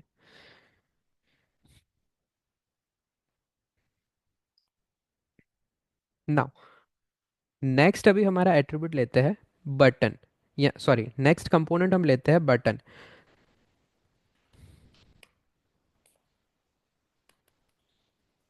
तो बटन का हमारा पहला एट्रीब्यूट होगा टाइटल, यानी कि बटन की टेक्स्ट क्या होगी वो। तो जैसे ही मैंने ये बटन यूज़ किया आप यहाँ पे देख सकते हो कि दोनों ऐप का जो भी बिहेवियर था वो थोड़ा डिफरेंट है। iOS में यहाँ पे क्लिक हियर सिर्फ लिख के आया, और यहाँ पे एक पूरा बैकग्राउंड ब्लू है उसके अंदर एक टेक्स्ट है वो फॉर्म में आया। तो ये रिएक्ट नेटिव का एक और एडवांटेज है over the other cross platform application. अगर आप कंपेयर करते हो इसे फ्लटर के साथ या फिर आयोनिक के साथ, तो आयोनिक क्या करता है कि ये एक पूरा वेब व्यू हमें देता है। वेब व्यू मतलब कि एक वेब ब्राउज़र, जैसे हमारा क्रोम होता है वैसा ही एक ब्राउज़र हमारी एप्लीकेशन में देता है और उसके अंदर पूरा वेबसाइट लोड करता है। सेम वे अगर आप फ्लटर का यूज देखोगे तो वो स्किया यूज करता है, यानी कि एक कैनवास देता है, एक ब्लैंक कैनवास, उसके अंदर वो सारे कंपोनेंट ड्रॉ करता है। But in the same and react native क्या करता है, जो भी हमें नेटिव टच है, यानी कि जो कंपोनेंट्स एंड्रॉयड प्रोवाइड करते हैं और आईओएस प्रोवाइड करते हैं वो सेम कंपोनेंट हमें वो देता है। यानी कि कोई भी दूसरा उसके ऊपर लेयर नहीं चढ़ाता, जिससे हमें जो नेटिव एप्लीकेशन यूज करते हो ना वैसे फीलिंग आती है। तो ये एक और मेजर एडवांटेज था रिएक्ट नेटिव का ओवर द और अदर जो भी क्रॉस प्लेटफॉर्म एप्लीकेशंस है उसके साथ। ठीक है। Now back to button. यहाँ पे आप देखोगे मैंने जो भी टाइटल दिया वो टाइटल आ गया और ऑल्सो मेरे को बटन मिल गया। बट अब एवरी टाइम अगर आप समझो कि इस तरह के व्यू लोड होंगे रिएक्ट नेटिव में, iOS में अंडर आई मीन डिफरेंट आते हैं, एंड्रॉयड में बटन के लिए डिफरेंट आएगा, तो उसकी स्टाइल देने में हमें बहुत इश्यू होगा। तो उसके लिए उन लोगों ने एक और कंपोनेंट दिया है। और ऑल्सो बटन का एक और इश्यू है, इसको आप बहुत ज़्यादा कॉन्फ़िगर नहीं कर सकते। ये लिमिटेड है, आप इसका सिर्फ बैकग्राउंड कलर सेट कर सकते हो, उसको कॉर्नर दे सकते हो। बट अगर आप समझ लो इसके अंदर मेरे को आइकन देना है, तो वो आइकन मैं इसके अंदर नहीं दे पाऊंगा। आइकन इन द सेंस की इमेज। तो अब इस तरह की अगर फंक्शनलिटी अचीव करनी है, तो इसके लिए रिएक्ट नेटिव हमें एक और कंपोनेंट देता है जो है टचेबल ओपेसिटी। अब ये वर्क सेम व्यू की तरह करता है। जैसे हम व्यू में n नंबर्स ऑफ कंपोनेंट्स डाल सकते हैं, वैसे हम टचेबल ओपेसिटी में भी डाल सकते हैं। इसके अंदर अब हम ले लेते हैं टेक्स्ट। यहाँ पे लिखते हैं क्लिक हियर। और यहाँ पे आप देखोगे दोनों में आपको सेम इफेक्ट मिली। और इसके ऊपर जब मैं टैप करूंगा तो वो बटन वाला जो फिल होता है वो भी आपको मिलेगा। सेम वे अगर यहाँ पे मेरे को कोई दूसरी चीज़ भी ऐड करनी है तो मैं वो कर सकता हूँ। तो इसके अंदर हम n नंबर्स ऑफ कंपोनेंट डाल सकते हैं विद टच इफेक्ट। ऑल्सो अभी आपने एक बिहेवियर ऑब्जर्व किया होगा कि रिएक्ट नेटिव के अंदर या फिर मैं जो भी व्यू के अंदर कोई कंपोनेंट ले रहा हूँ उसके अंदर मैं जब भी डालता हूँ तो वो एक पैटर्न फॉलो करता है। यानी कि जो भी कंपोनेंट्स मैं ऐड करता हूँ वो टॉप से लेके बॉटम तक वो ऐड करते जा रहा है। बट अगर मेरे को ये बिहेवियर चेंज करना हो तो मैं कैसे करूँ? तो इसके लिए उन्होंने हमें एक और एट्रीब्यूट दिया है जिसका नाम है स्टाइल में फ्लेक्स डायरेक्शन। अब फ्लेक्स डायरेक्शन का मीनिंग क्या होता है कि हमें हमारा ऐप के जो कंपोनेंट्स है वो कौन से डायरेक्शन में प्लेस करने हैं वो डिफाइन करेंगे। अभी जो भी डायरेक्शन में आ रहा है उसे बोलते हैं रो, यानी कि सॉरी कॉलम, उसे बोलते हैं टॉप टू बॉटम। अब अगर इसको मेरे को चेंज करना है तो उसे मैं कर दूंगा यहाँ पे रो, यानी कि लेफ्ट टू राइट। तो आप देख सकते हो यहाँ पे मेरा जो कंपोनेंट का डायरेक्शन था वो एकदम से चेंज हो गया। अभी वो नीचे की ओर नहीं आ रहे, वो सारे लेफ्ट से प्लेस होना स्टार्ट हुए हैं और राइट साइड तक जाते हैं। मैं इसको थोड़ा सिंप्लीफाइड करने के लिए इसको नंबर देता हूँ।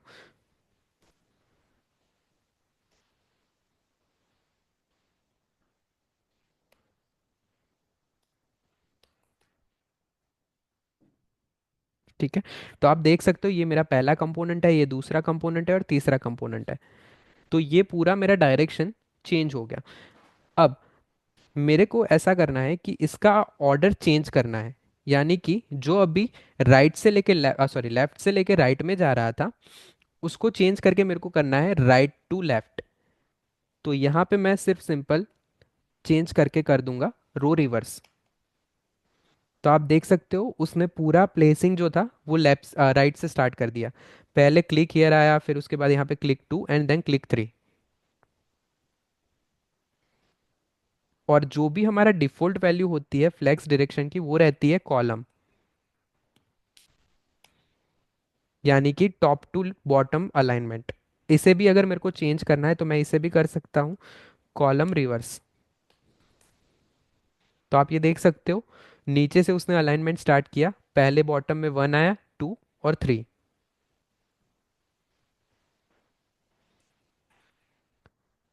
सो फ्लेक्स डायरेक्शन में आपको कोई भी क्वेरी है? No, sir.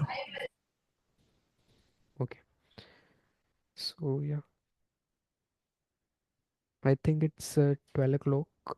So Bharantav sir, do we have to stop here or? Yes, sir. We shall take a break for an hour and then we shall regroup at 1 o'clock. Okay sir. Okay, participants. अभी हम break ले रहे हैं और अभी एक